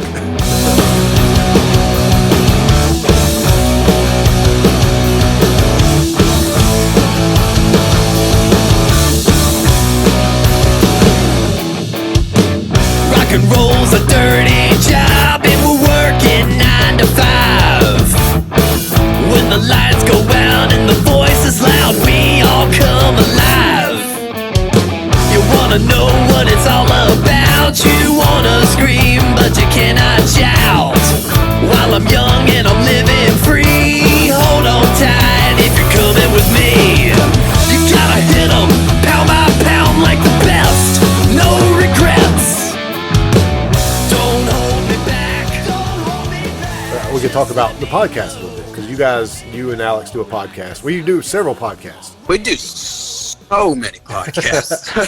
And so many that my favorite one, Something Good For You, hadn't come out in a few weeks. But I know that you kind of, it's hard to do these days. And I know, because me just trying to schedule these things sometimes and make the time to do it via Skype, which honestly, I much prefer to do them in person, because doing them via Skype or Zoom, you can tell there's problems with it. But so talk a little bit more about what you guys have been doing with that. Well, Something Good For You. Well, we launched our a whole network, the Something Good Network. We have a Patreon attached to it, where we've done not only early access to Something Good For You episodes whenever we have time or have a chance to record in-person interviews with folks in bands in and around town. We've also done all kinds of theme shows, or like specialty shows. Like we have a friend of ours named Chris Morrison, who just comes over and just hangs out. We'll cook out, play some video games, watch a movie, and then record a podcast about movies we like. Yeah. Called Couch Potatoes. We have a show that Alex and I do, that's music theme, called You Gotta Hear This, where we just play a record that we really like, and we just kind of, talk over it, as the music's playing, and talk about our experience with it. We just had an episode that just came out over a, Kiss record, Rock and Roll Over. Yeah. I know, Kiss, whatever. I think we've done like 3 Kiss-themed episodes of that so far. And we also have a true crime theme show, also with Chris from Couch Potatoes, called That Murder Show. Yeah. Because the behavioral science of, true crime, serial killers, things like that is interesting to us, and we have a fucked up sense of humor. So, yeah. And that's also, it's real popular right now too. So that's always a good kind of thing to maybe hit your wagon too and go, well, let's see how this goes. My mom bought me a copy of Helter Skelter and sent it to me for my birthday. Oh, wow. And she is like the sweetest church-going Christian woman ever. For some reason, my mom and I'll talk with my mom about that era of, the late 60s. For some reason, the decade of the 60s just fascinates me, just culturally. Yeah. From a sociology perspective. It just fascinates me, particularly with that era of, the Manson family and how it culturally impacted, the end of the decade with the hippie movement and all that. And so she sent me a copy of that for my birthday, on top of this other book I'm reading by a journalist who interviewed Vincent Bugliosi. And through his conversations, he found out a wormhole that links Manson to MK Ultra somehow. So that's been fun. Yeah. I'm not rotting my brain or anything reading that mess by any means. But just stuff like that, where like Chris that comes over and does like Couch Potatoes and all that, we'll get into conspiracy talks and stuff like that, because that can be kooky and fun. Yeah. I want to do a podcast with them where we talk about that kind of thing. I think that would be a whole lot of fun, and just have our, dumb, chuckle-headed takes on them. I thought about doing like a different podcast, but man, I just don't have enough time to. It's hard to find time to do this one some weeks. I feel you. I had to make time for a lot of these things. Like I wound up leaving my place of work a few months ago, like right around September. I quit my job to kind of, focus on the studio thing. And now I'm teaching guitar lessons to kids in Charlotte. Yeah. Wound up getting a job through that. So getting keeping my fundamental chops up, and now having to relearn all the little basics of theory and things like that. That's been a fun little challenge. Yeah, and I actually had that written down that you weren't working right now. You didn't have a traditional job anymore. You quit your job to kind of pursue career in music. So you're doing I guess the lessons help supplement everything else. Doing that. Pretty much that, and still getting. Well, it's probably going to be real slow in December, especially with COVID cases spiking the way they are, even for outdoor shows and things like that. I'm the king of part-time work right now, and there's another outlet that I'm taking advantage of to help have supplemental income. When all those things are kind of, figuring themselves out as the industry figures out how to not be up in the air so much as we try to figure out as, I'm like all over the place right now. I've had a couple of beers in me. Yeah. But no, I've been doing a lot of freelance work. I'm the king of freelance work right now. Yeah. See, and that's what this year's taught me, is that I kind of want to have a career in music somehow, one way or another. I've got a daughter and I've got too much debt to quit my job. But, you know, I feel you. I want to take, you know, if I can't do it playing music, maybe I can do something in radio, or maybe I can do something with the podcast to take it kind of to the next level, or, you know, find a job in that field. But somehow or another, I want to work in the industry. And I just decided I've got to be able to do it, right? It's everybody says you can do anything you want to do. So I've got to be able to do that. That's kind of where I'm at too, man. And man, I'll tell you, my first love was radio. I can't remember if we talked about that on the first episode we did. Yeah, we did talk about it a little bit, because I did some radio as well when I was younger. I don't know. We talked about it a little bit, but I don't know how much. Like I said, I wish I'd have went back and listened to that episode so I could have brushed up on exactly what we did talk about. But yeah, you did college radio for a while. Yeah. All I know is I missed having 2 hours to play I wanted to play. That's the thing I miss about it the most. You know, we do a Something Good For You episode. You only get to play like one song at the end of every episode, and that's why Alex kind of gave me made the "you got to hear this," you know, quote unquote, my show, because I do the intros and outros for that. But that's you know, it's the music show. That's my bread and butter. It's, you know, sharing music with folks over a radio platform for rock music doesn't get heard by a lot of folks. Whether it's you know, a deep cut classic rock record or a new record from a rock and roll band that I think is cool, that I think people should hear. I love having a platform that does that. Yeah. Well, that's why I was doing, and I'm going to do some more radio episodes of the podcast in the future. As a matter of fact, this honestly will probably be my last one that I'm going to do for the year, the interview episode. Just today, I decided, why don't I take December off? I can throw some radio episodes out there, and I can kind of start planning my next episodes. I can start, you know, lining up some interviews and everything, and kind of give myself a little bit of a break for December. But I just, and that's one thing when I was doing the live things on Saturday nights with on Facebook. I love that, except for the fact that Facebook made it a pain in the ass to do it. But you know, I'm a huge fan of radio, and that's what I wanted to do when I was in high school. I did the thing where I went to, I wasn't in college doing it. I was going to college for radio, but at a college in Spindale, we did a volunteer thing where we were on overnight. And I had so much fun doing that because we could play whatever we wanted to. It was basically the freedom to do what we wanted to do. And I was sitting in class learning that I wasn't going to be able to do that. I was like, well, screw this. I'm not doing this. And gave it up. And now I'm like, man, I kind of wish I was in radio. So I might work towards that. Man, the fun radio was the free radio where you could play whatever you want, and now it's all driven by ad sales. And if you want to be a career radio guy, and that just bummed me out with my professional radio experience, especially because there's no radio market for like music we're seriously into, you know, underground music. You can get a few chances through like Sirius XM and things like that, but nothing on terrestrial radio by any means. Yeah, that's what I was going to say. Is actually my one of my goals is, and I kind of put it on the back burner for a little bit, but I might think about working on this in December. Is I want to try to figure out how I can audition for Little Steven's Underground and have a radio show on there. So I mean, it might not pay, but it would be cool to do. Man, we're in rock and roll. We ain't gonna get paid for nothing. It's just gonna be fun. But I mean, they've got like everybody that hosts on there. A lot of those people play in bands and stuff. So you know, like the singer for the Dolly Rots, she's got a show on there. Why can't the bass player for Van Huskins have a show on Little Steven's Underground? Hell yeah! Wow, Dolly Rots. What I got into them actually this year. That's another thing about 2020 is like I got to check out some bands that I've been like meaning to check out for years and years, and have been like putting off because I didn't have time to, you know, really dive into them. But now I've gotten into so much new music and so much music that I missed, and have been learning a lot from that. And you know, the Dolly Rots are great. That's another example of a good, you know, I guess a little bit more pop punk than anything, but you know, a band full of hooks. Yep. And I'm a sucker for that kind of thing, as you heard on the shit that I'm releasing, Automatic Love. Check it out on Spotify. Are you going to release it on Bandcamp or anything, or you just put it on Spotify? It's going to come out on Spotify, Apple Music, YouTube. I went through CD Baby for the basic distribution, so you'll get it on the all the major platforms. So you're just looking to lose money on this and not trying to make anything off of it. Shit, I already lost money. I already lost money on it with the studio time, brother. Well, I'll laugh, and then I'm thinking, but you know, even if you put it on Bandcamp, you might make $5 off of it. That's not paying for your studio time. Oh my lord!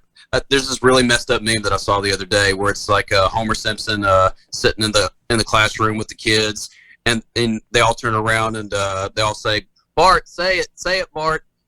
And Bart just says, my songs are on Bandcamp this weekend. They're waiving fees, and then the camera pulls up. Everybody's gone.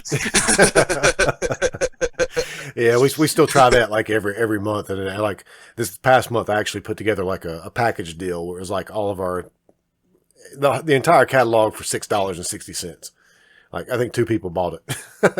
And one person that bought it has already bought like all our everything else we put out, but he actually paid us $6.66 for it. Because, you can pay whatever you want to. Exactly. No, it's always worth, like getting it out as much as possible. And Bandcamp's has been great for doing that this year. Like, more, all power to them for doing it. I just wish people paid attention to things like that more, because I can't think of anything. When people ask where they can find your music, what do you normally tell them? What does everybody say? Spotify. Spotify, yeah. Or that's the one thing they ask you about. Say, are you on Spotify? Are you on such and such? Nobody asks about Bandcamp. Yeah. Well, I will say this about Bandcamp, and I love that the platform's out there, because it's a good way to distribute music. And for people that want to pay for it, it's a good way to do it. But if you do want to pay for it, they have an app. And in that app, everything you pay for, you can listen to through the app. And some of That's true. Some of that stuff is not on Spotify.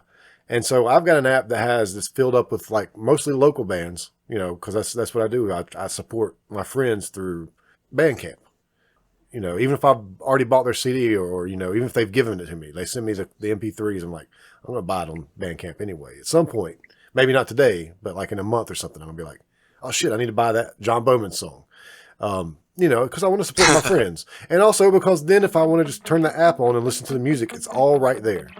There's my favorite release that came out this year, Year of the Snake, from a band called Wildlife out of New York. They did their pre-orders through Bandcamp, and that was a really good system. That was the first thing I bought before the pandemic, and that was the last thing I got in the mail.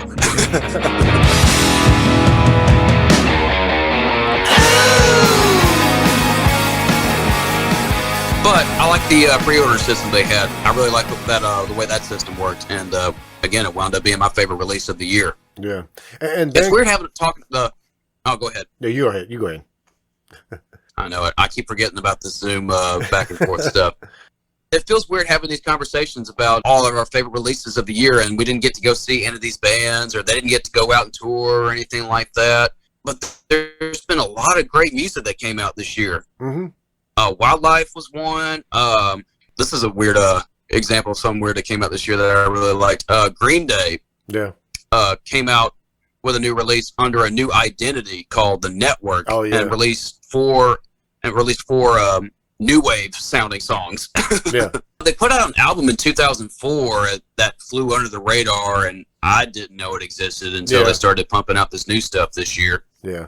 That camp was really busy this year. Billy Joe Armstrong had he did a bunch of singles, solo songs that came out this year.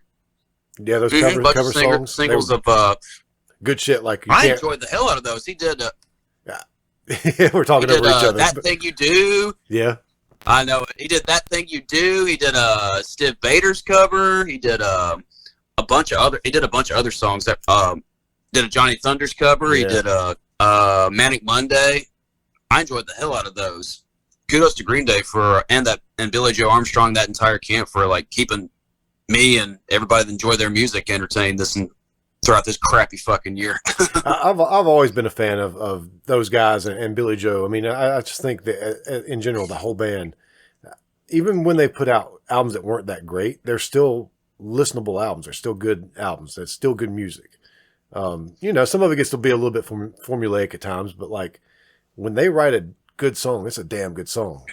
They're lucky enough and talented enough to have the outlets that they have to put out, different types of music to when they don't feel like being Green Day either.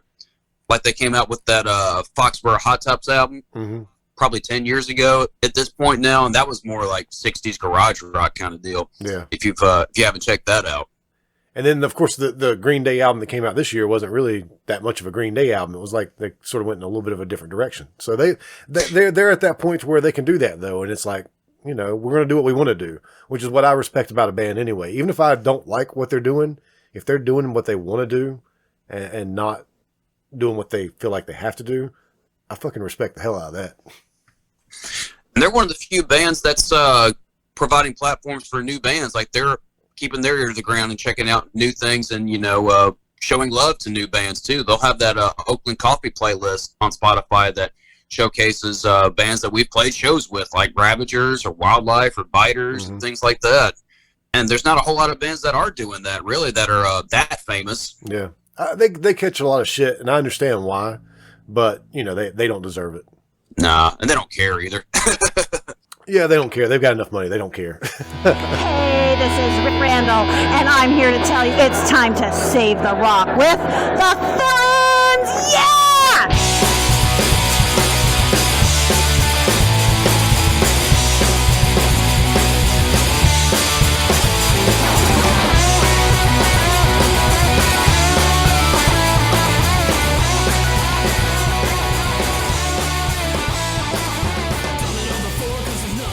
I'm trying to think if we need to talk about anything more about the podcast. I think we kind of covered that. When is there going to be another episode of Something Good For You soon, or have you guys have one planned out? I want to. We haven't talked about a Christmas episode yet, but I'm sure we'll do one. Yeah.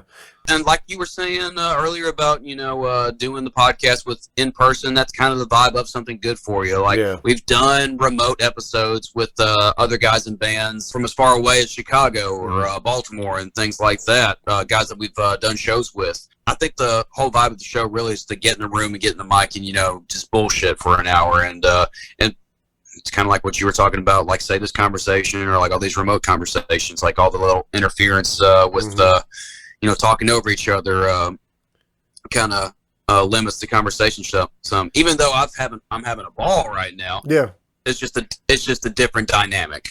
And that's how I look at it. I always have a good time when I do these, and they're easier to edit because I can work with each, your volume and mine totally separately. If I need to cut me out, there's not going to be a bleed over into your microphone, so they're easier to edit for me, but it's just not as much fun as being in the same room, and the flow's not as natural. And again, the talking over each other, that always kind of it always makes it a little bit more difficult. So I get that. I totally get that. And I'm the same way. I wanted to start trying to do them in person again. And I did a few of them in person, but I think I'm at the point now to where that's another reason why I'm thinking about just taking December off, because it's always more of an awkward conversation when we do it via Skype or whatever. And I'm looking forward to being able to do them in person again. And I'm not saying I won't do any more, because I know I'm going to do some more over the internet. But, I think this winter, December is a busy month for everybody anyway, even though everybody probably should be a little less busy this year than normal.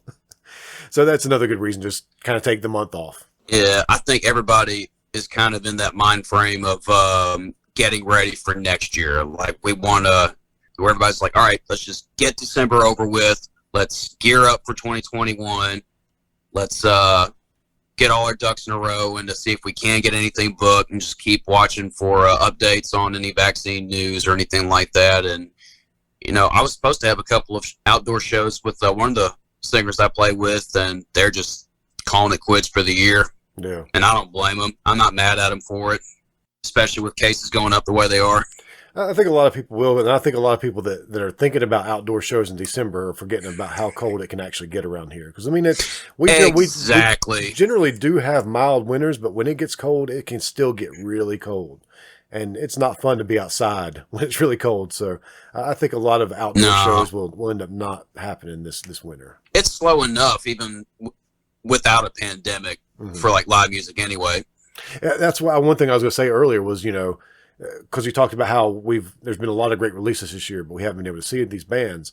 I only saw I think maybe 3 shows this year at all. And that was because there's not as many shows in the winter, and you don't go to as many shows in the winter because it's cold. And then by the time it started to get warm and to where you can go out to shows, it's all of a sudden we can't go out anymore. So yeah, I saw just a handful of shows this year alone, and that sucks.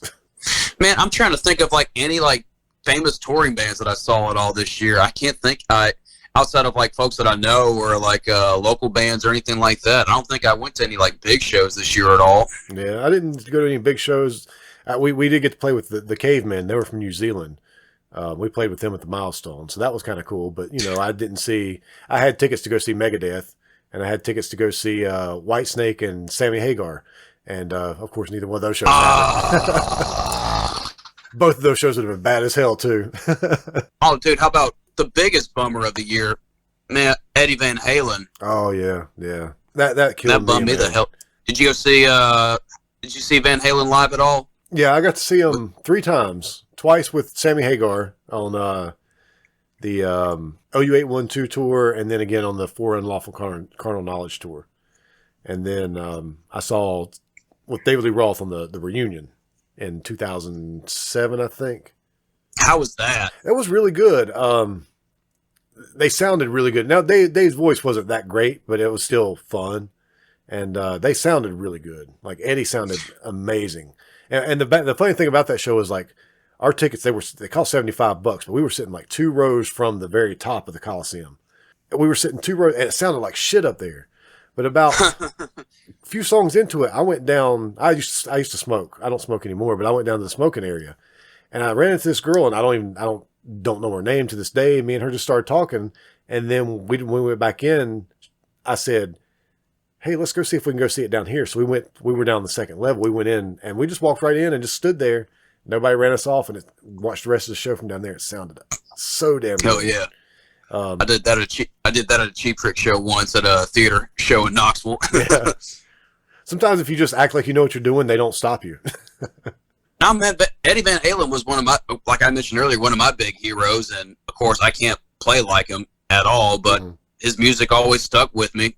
Like him and Neil Peart from, or Peart, as you're supposed to pronounce it, from Rush were just 2 big ones for me, and in my opinion, 2 big losses for rock and roll in general, because both of those guys were both at the loftiest, spot for like aspiring musicians. Neil Peart was the best drummer of all time. Eddie Van Halen, best guitar player of all time. Everybody wants to play like those 2 on their respective instruments. And now, where are those guys? Yeah. Or where are those follow-up versions of those guys? You got your imitators for both of those and things like that. But everybody that is in a famous band that plays drums like that or plays guitar like that holds Neil Peart and Eddie Van Halen up to those as the standard. Yeah. And there's no new guy that has that standard, really, to me, that has been that famous or been that impactful, as far as I can tell. I don't get like super emotional over celebrity deaths too often, but Eddie Van Halen was one that I definitely shed a few tears over.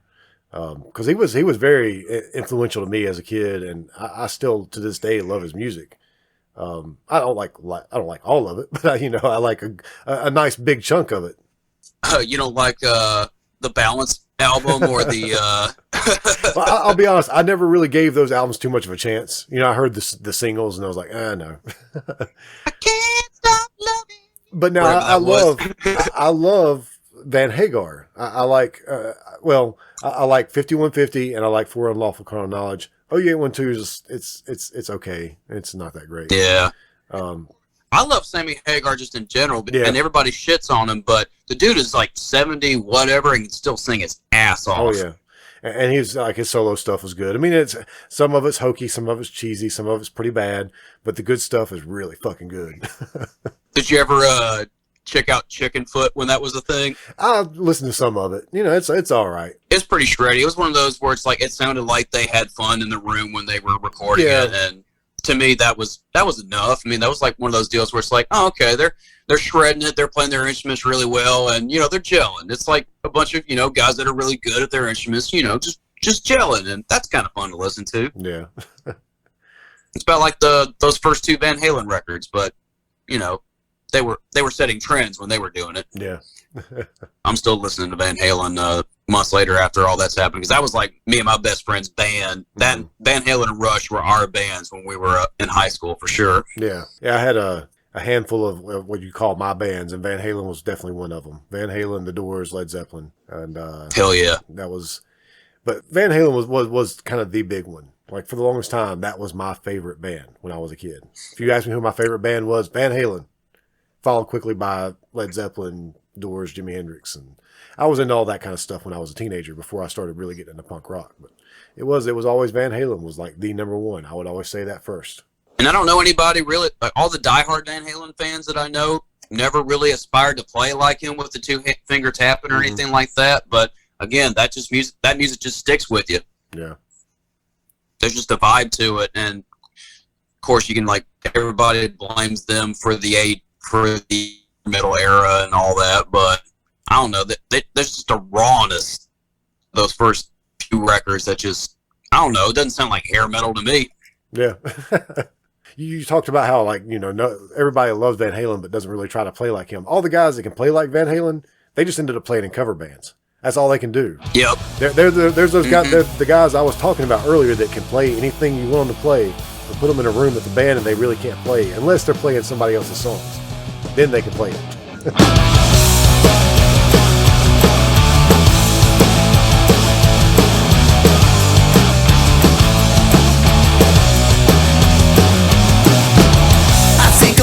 You from time to time, it's like a Hollywood movie set in my mind. Cameras wall to wall, we're in perfect time, and I kiss that evil stare when I shoot you from behind. You're in black and leather, chopping out another line, and the wildlife on the stereo helps with the crime. Yeah, that's why I think about you from time to time. I'm looking over in an elevator, girl, you're sucking on that. Now and later, girl, I gotta tell you that I've been thinking out of you. You asked me over just because I'm in town, yeah, you're smiling at me. By the way, how do you feel about that new AC/DC record if you haven't checked it out yet? I haven't listened to the whole thing. I listened to the first single. I saw that it came out the other day, but I just haven't had to really put it on. Sounds yet. like old days. Yeah, I was gonna say I listened to the single and it was like exactly what I expected.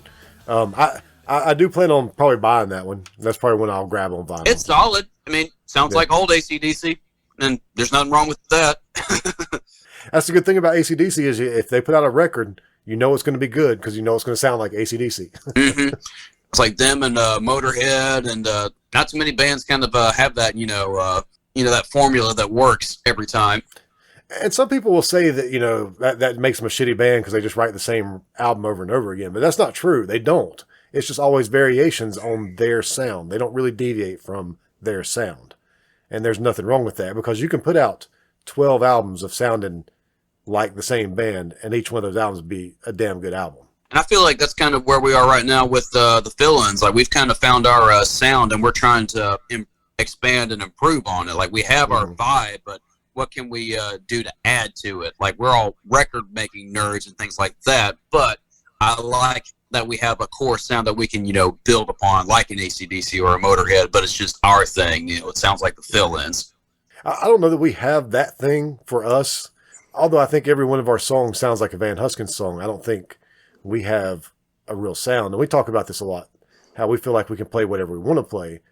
And Ben will say that when I'll say something about, no, that's not going to work for Van Huskins. And I'll be like, no, we've got to have a certain sound. We can't play just anything. Like we can do reggae, but we can't do a reggae song. We've got to do it within the confines of a Van Huskins song. So we've got a sound, I guess, but I just can't quite put my finger on it. I still feel like we've got a little bit of room to play around with what we want to do.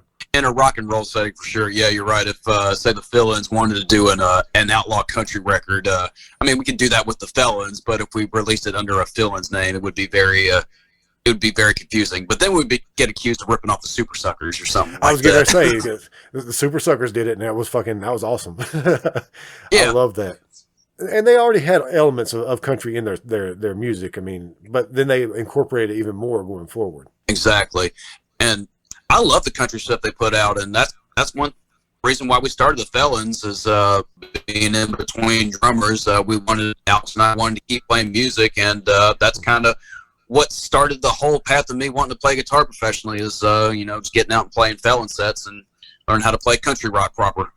And you've done like open mic nights as well, too, before just playing by yourself, correct? Yeah, I used to, a couple years ago, I was in between houses, and when I finally got a place to stay in. The first few weeks, I was just staying by myself, and I would go to Tommy's Pub more often than not for those open mics. It would be, and get to know Jamie real well and a few of the singers over there, and start learning how to sing in front of an audience. And there was a whole lot of outlaw country kind of songs that I grew up listening to. And that's where the bug to start singing came up. And now I'm working really hard on trying to get better at that. Again, that was another reason I wanted to get in the studio with these two songs, is to improve my skills as a singer. Still working on it, but it's a whole other, it's like anything else. It's just a whole other animal. Now, the other song that you recorded, is it sort of in the same vein, like a power pop song, or is it a little bit different? Yeah, power. It's definitely in that box. We treated it like a Tom Petty song. We put in some 12-string parts on it and things like that. One part, I want to tell the story about the recording process of that particular tune. I wanted to put a slide solo on it, and I didn't think about the idea of putting a slide on it until like the morning of going to record. And as we're figuring it out, we're tracking the parts for it. And I said I wanted to try to do it, and I wasn't nailing it at all. I was just kind of, figuring out, on the fly or whatever. And everybody's like, well, that's not it. What the fuck are you trying to do? I'm like, I'm trying to figure it out. And then and I'm playing it in, normally for guitar players, if you're playing slide, you want to play open tunings. And I don't play slide in open tunings because I'm a stubborn asshole like that. And the engineer takes the guitar, and he goes, oh, let me show you this trick that Jimmy Page used to do. And he tunes one of the strings down a whole step. And then all of a sudden, he's just playing fucking Dwayne Allman slide all over the goddamn thing. And all three of us are just watching and go like, you fucking cut the solo then. Did he cut the solo? He did. Yeah, he wound up cutting the solo. We're all sitting there going like, I can't do anything better than that. You're killing it. And it's me, Tuck from Biters, who's got his SuperJett haircut, me with my hair, Alex, all with his, looking like rock star he does. The engineer looks like he looks kind of like, what's the engineer that, he looks like Steve Albini. He looks kind of like Steve Albini, if you know who that is. Yeah. Short hair, glasses, and all that, ripping it like Dwayne Allman. So that's just kind of hilarious. But he nails it, and that's the solo that we use on the track that's coming out. That was just a fun process, too. And, everybody had a whole lot of fun making this album, including, Tuck and the engineer. And we were all basically strangers leading up to it, and we kind of left being friends because we were all really happy with the product, and we all enjoyed working with each other. And that's that's the big thing with studio work is, the right environment and things like that too, because it can go sideways quick depending on who you're working with. Everybody involved in that whole experience has had some horror stories, for sure, over the years that we kind of, lamented over the course of that weekend. I don't think we don't have a whole lot of professional recording experience, but we don't have really any horror stories, I don't think, from any of our recording sessions. Most of the time in our previous bands, we would mostly record with our friends would record us. And it would be like on a 4-track or an 8-track or something. It would sound like it was recorded on a 4-track or an 8-track. But we've been pretty lucky when we went to the studio that we've always had a good experience. I mean, that's just going to, the longer you do stuff like that, that's just going to come up. And, I mean, I learned a whole lot from it, too. It's to keep kids, boys and girls, keep your guitars insulated before you go into the fucking studio. So you lost me there. I don't know what that is. I'm just kidding. but that's something I should probably think about next time I go to the studio. Oh, yeah. Always put in new strings. And if you're getting your guitars insulated or trying to get them set up before going to record, take it to a proper luthier. Yeah. If you can't do it yourself. I've tried to do it myself. Like I mentioned doing a 12-string parts for it. I tried to do the whole setup myself with the 12-string Rickenbacker that I have, and that sucked. Yeah, I've tried it with my basses. It's a little bit easier with a bass, but I still probably need to have mine professionally worked on before I go to the studio again. Yeah, bass string changes, I can do that in my sleep, but as far as intonation, I got to have that done by somebody. I can hear gearheads just yelling at me right now, but it is what it is, guys. Well, see, I can always use the excuse that I play punk rock, so it doesn't matter. Say, I'm a hick from Nutbush, Tennessee. What do you want from me?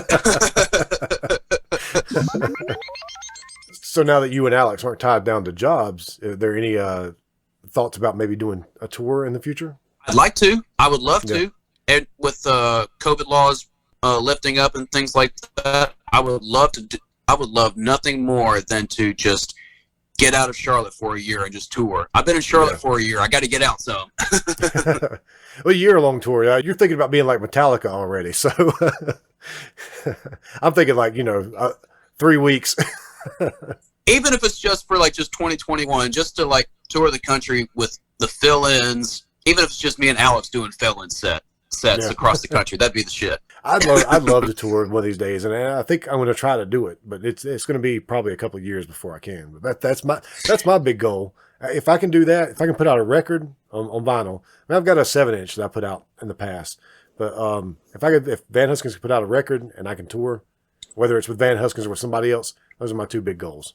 Of course, you don't want to go out there and lose your ass either. So yeah. And the hard part of that is to make it work and make all the logistics, pan out, and you got to make everybody's schedule. It's all a balance. We'll figure it out, though. I'm pretty confident on good things happening in 2021. Yeah, I made a lot of when lockdown happened. I'm not making any more bold predictions as to what's going to happen, and I'm not going to hold my breath for anything, because when this whole thing first started, my whole thing was something along the lines of, oh, this will be done within a couple of months. It'll just be that weird thing that happened for a few weeks or whatever. So I'm done making bold predictions. Yeah, and I think a lot of people were that way, felt that way, that it was going to be something that would blow over in a couple of months. I think there's still some people that feel that way, but I think a lot of people thought, by the fall we could be able to get back to it. And the whole time I was like, I don't know, sicknesses seem to be worse in the winter, so let's not get too far ahead of ourselves. But I do think 2021 at some point, it's probably not going to be until March or April. At some point next year, we'll start to get back to doing these things again. I'm thinking that's what's going to happen too, and I'm hoping to have like some more studio gigs lined up, or have like new films recordings or something to release in time for March or April, whenever we can get out on the road again. Yeah. Hell, I'm kind of thinking the whole business model is going to change, quite honestly. Probably so. I know Live Nation and all these touring companies are taking such a hit that they're going to have to up their game. And it might be a combination of what's been going on this year with live streaming, but with an audience. But yeah. I'm no expert on that thing. And everybody I've talked to that's in the biz as far as putting all live events doesn't have a clue either. So we'll see what happens. I'd like to see things change for the better. But I have a feeling it's not going to happen. It's probably not going to happen, unfortunately. Yeah, everybody's going to be making their money back. Like, the Damned are getting back with the original lineup for some select dates in Europe this year, and I read that as, oh, we lost our asses this year. Let's get the original lineup back and make all the money. Yeah, that's kind of the way I see it. Is when I say that I'd like to see it be better, and I don't expect it. It's that I expect everything's going to be more expensive on the other side of this. Had a hard time going to go see your favorite band live as it is, and now all of a sudden you're going to have to pay $50 more to go see them, or whatever it is. You thought that Rage Against the Machine tour that was plotted out for this year was going to be expensive enough. You ain't ready yet. Is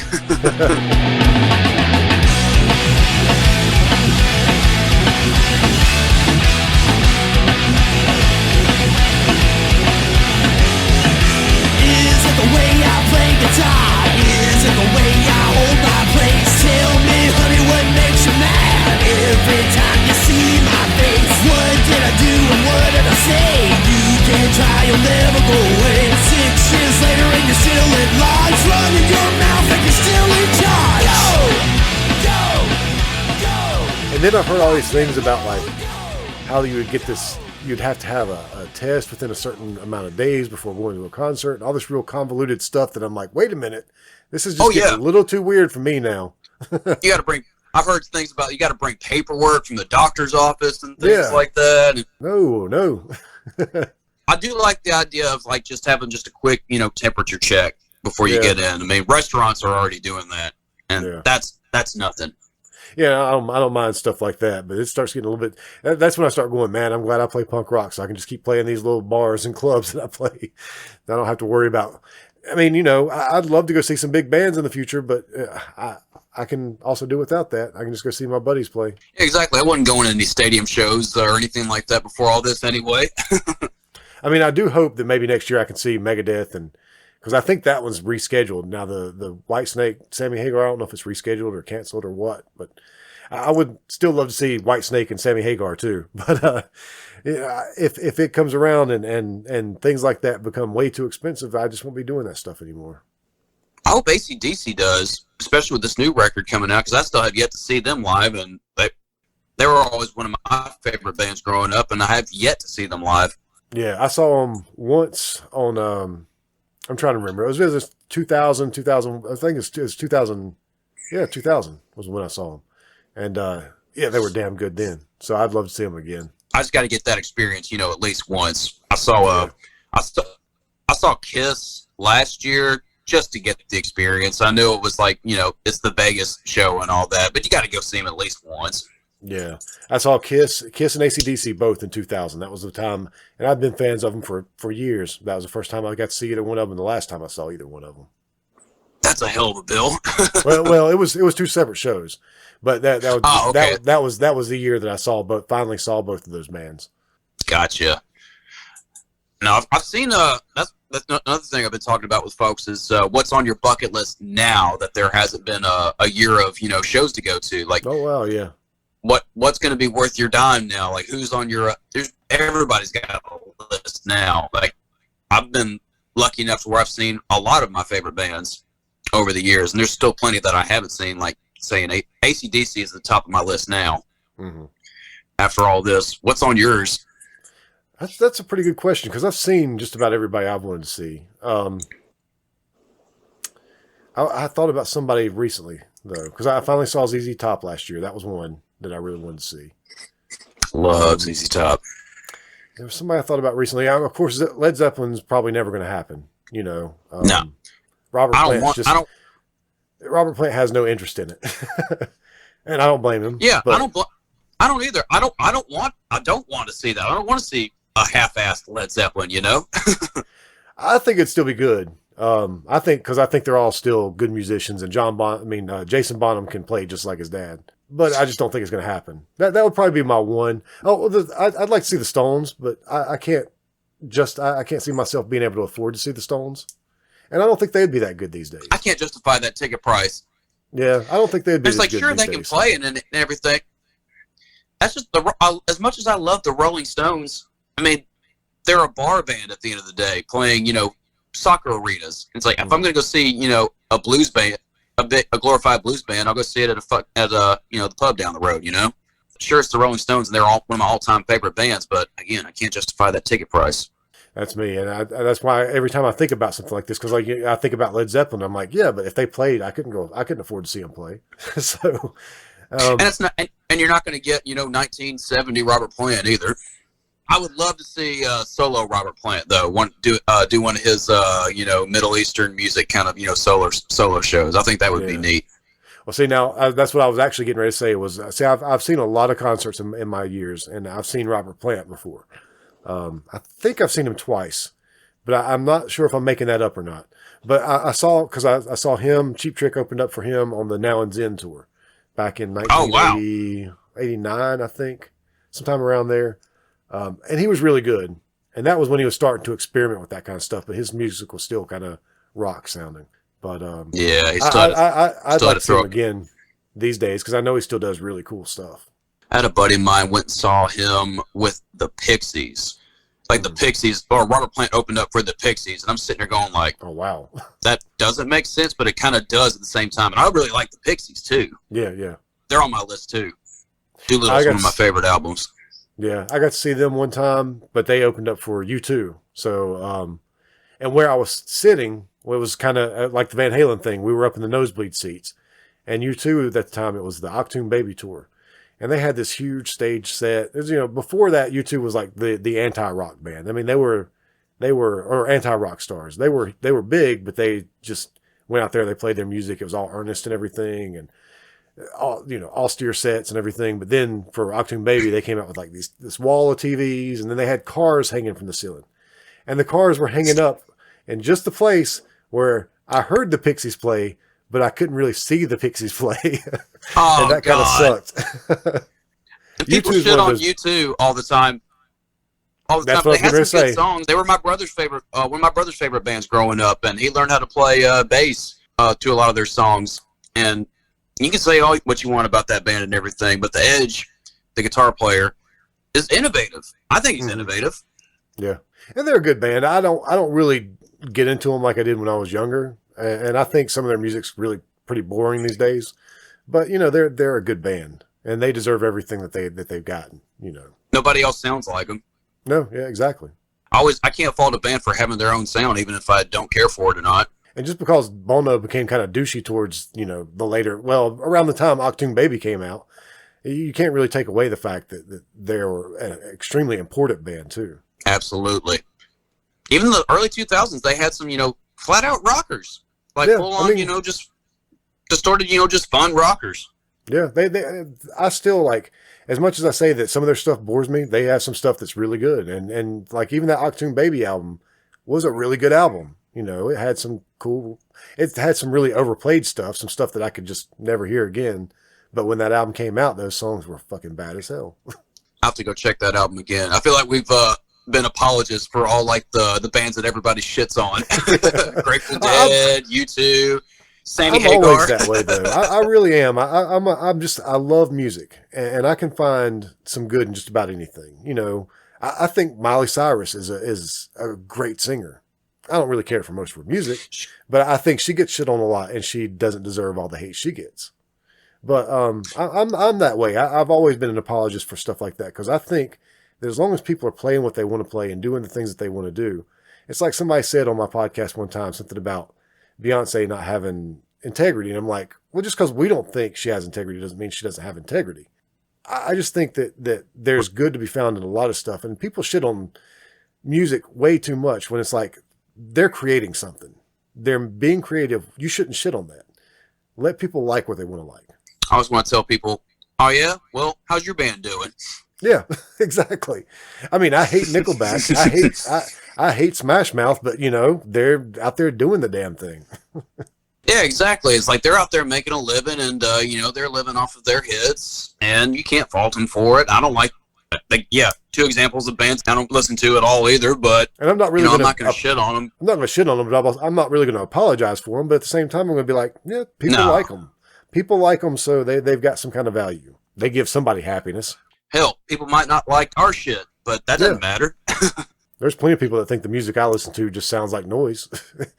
Oh, yeah, exactly. Try to hanging around me by myself and putting up with my Frank Zappa and Tom Waits bullshit for a minute. There's a lot of music that's very specifically for me, too, that everybody hates. Yeah, I've got some of that stuff, too. Eric always makes fun of me and says I got a shitty taste in music. I'm like, dude, I just like more stuff than you like. That doesn't make it shitty. It's like, wait till I get into my jazz fusion phase, whenever that might be.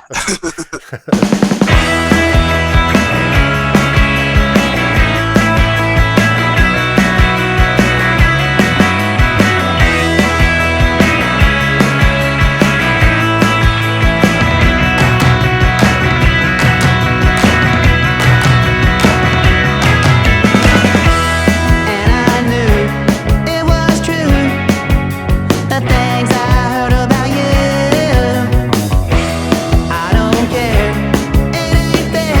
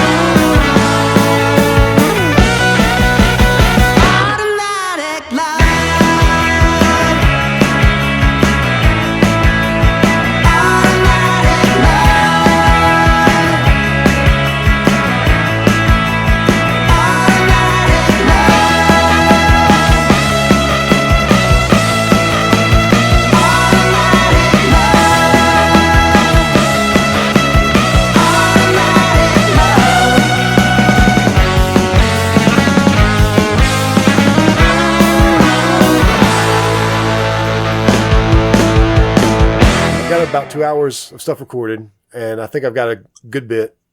We've pretty much covered everything I wrote down. Anything else that I didn't ask you about that you wanted to talk about, or anything else you want to say about the single, or just tell people how they can find it? I know you've already said Spotify, Apple, everything, but it's going to be under Cap Nunn, C-A-P-N, and second name N-U-N-N. N-U-N-N. Yes, sir. Check it out on Spotify, iTunes, all that good stuff, and check out all the fill-ins tunes while you're at it, along with all the Van Huskins tunes. And Hobo Wolfman is helping putting it out too, and definitely go to HoboWolfmanRecords.com to check out all the cool shit they have on their website as well. Yeah, check out the podcast, including something good for you. Check out something good for you, and then find their Patreon and find all their other podcasts. Yep. Yes, we have a Patreon, something good for you at Patreon. You can find me on Instagram at Jimmy the Weed. I have all my links to all that stuff in my bio if you're ever so curious to check out that huge tree of things I think about it now, it's like, holy shit. Of all the things I've accumulated over the years here. But yeah, definitely check out all that stuff on Spotify and website, fillins.com, HoboWolfmanRecords.com, and we'll keep putting out more content and something good for you, Patreon. We got it's just a never-ending cycle of entertainment. This is what we do. We're entertainers, so we're going to continue to entertain. Yep. And as long as people continue to support folks like you and me, we're going to keep doing it. Hell yeah, that's exactly right. And honestly, I'll say I'm probably going to keep doing it whether people support me or not. It's something I do. I create. I want to make things. I want to do things and give people something to listen to. Hell yeah, that's the way to do it, brother. Well, cool. I really appreciate this. And like I said, you're going to put this out next Friday, right? Yes, sir. So what I'll do is I'll do it kind of like This has been a Gabba Gabba Hunt media production.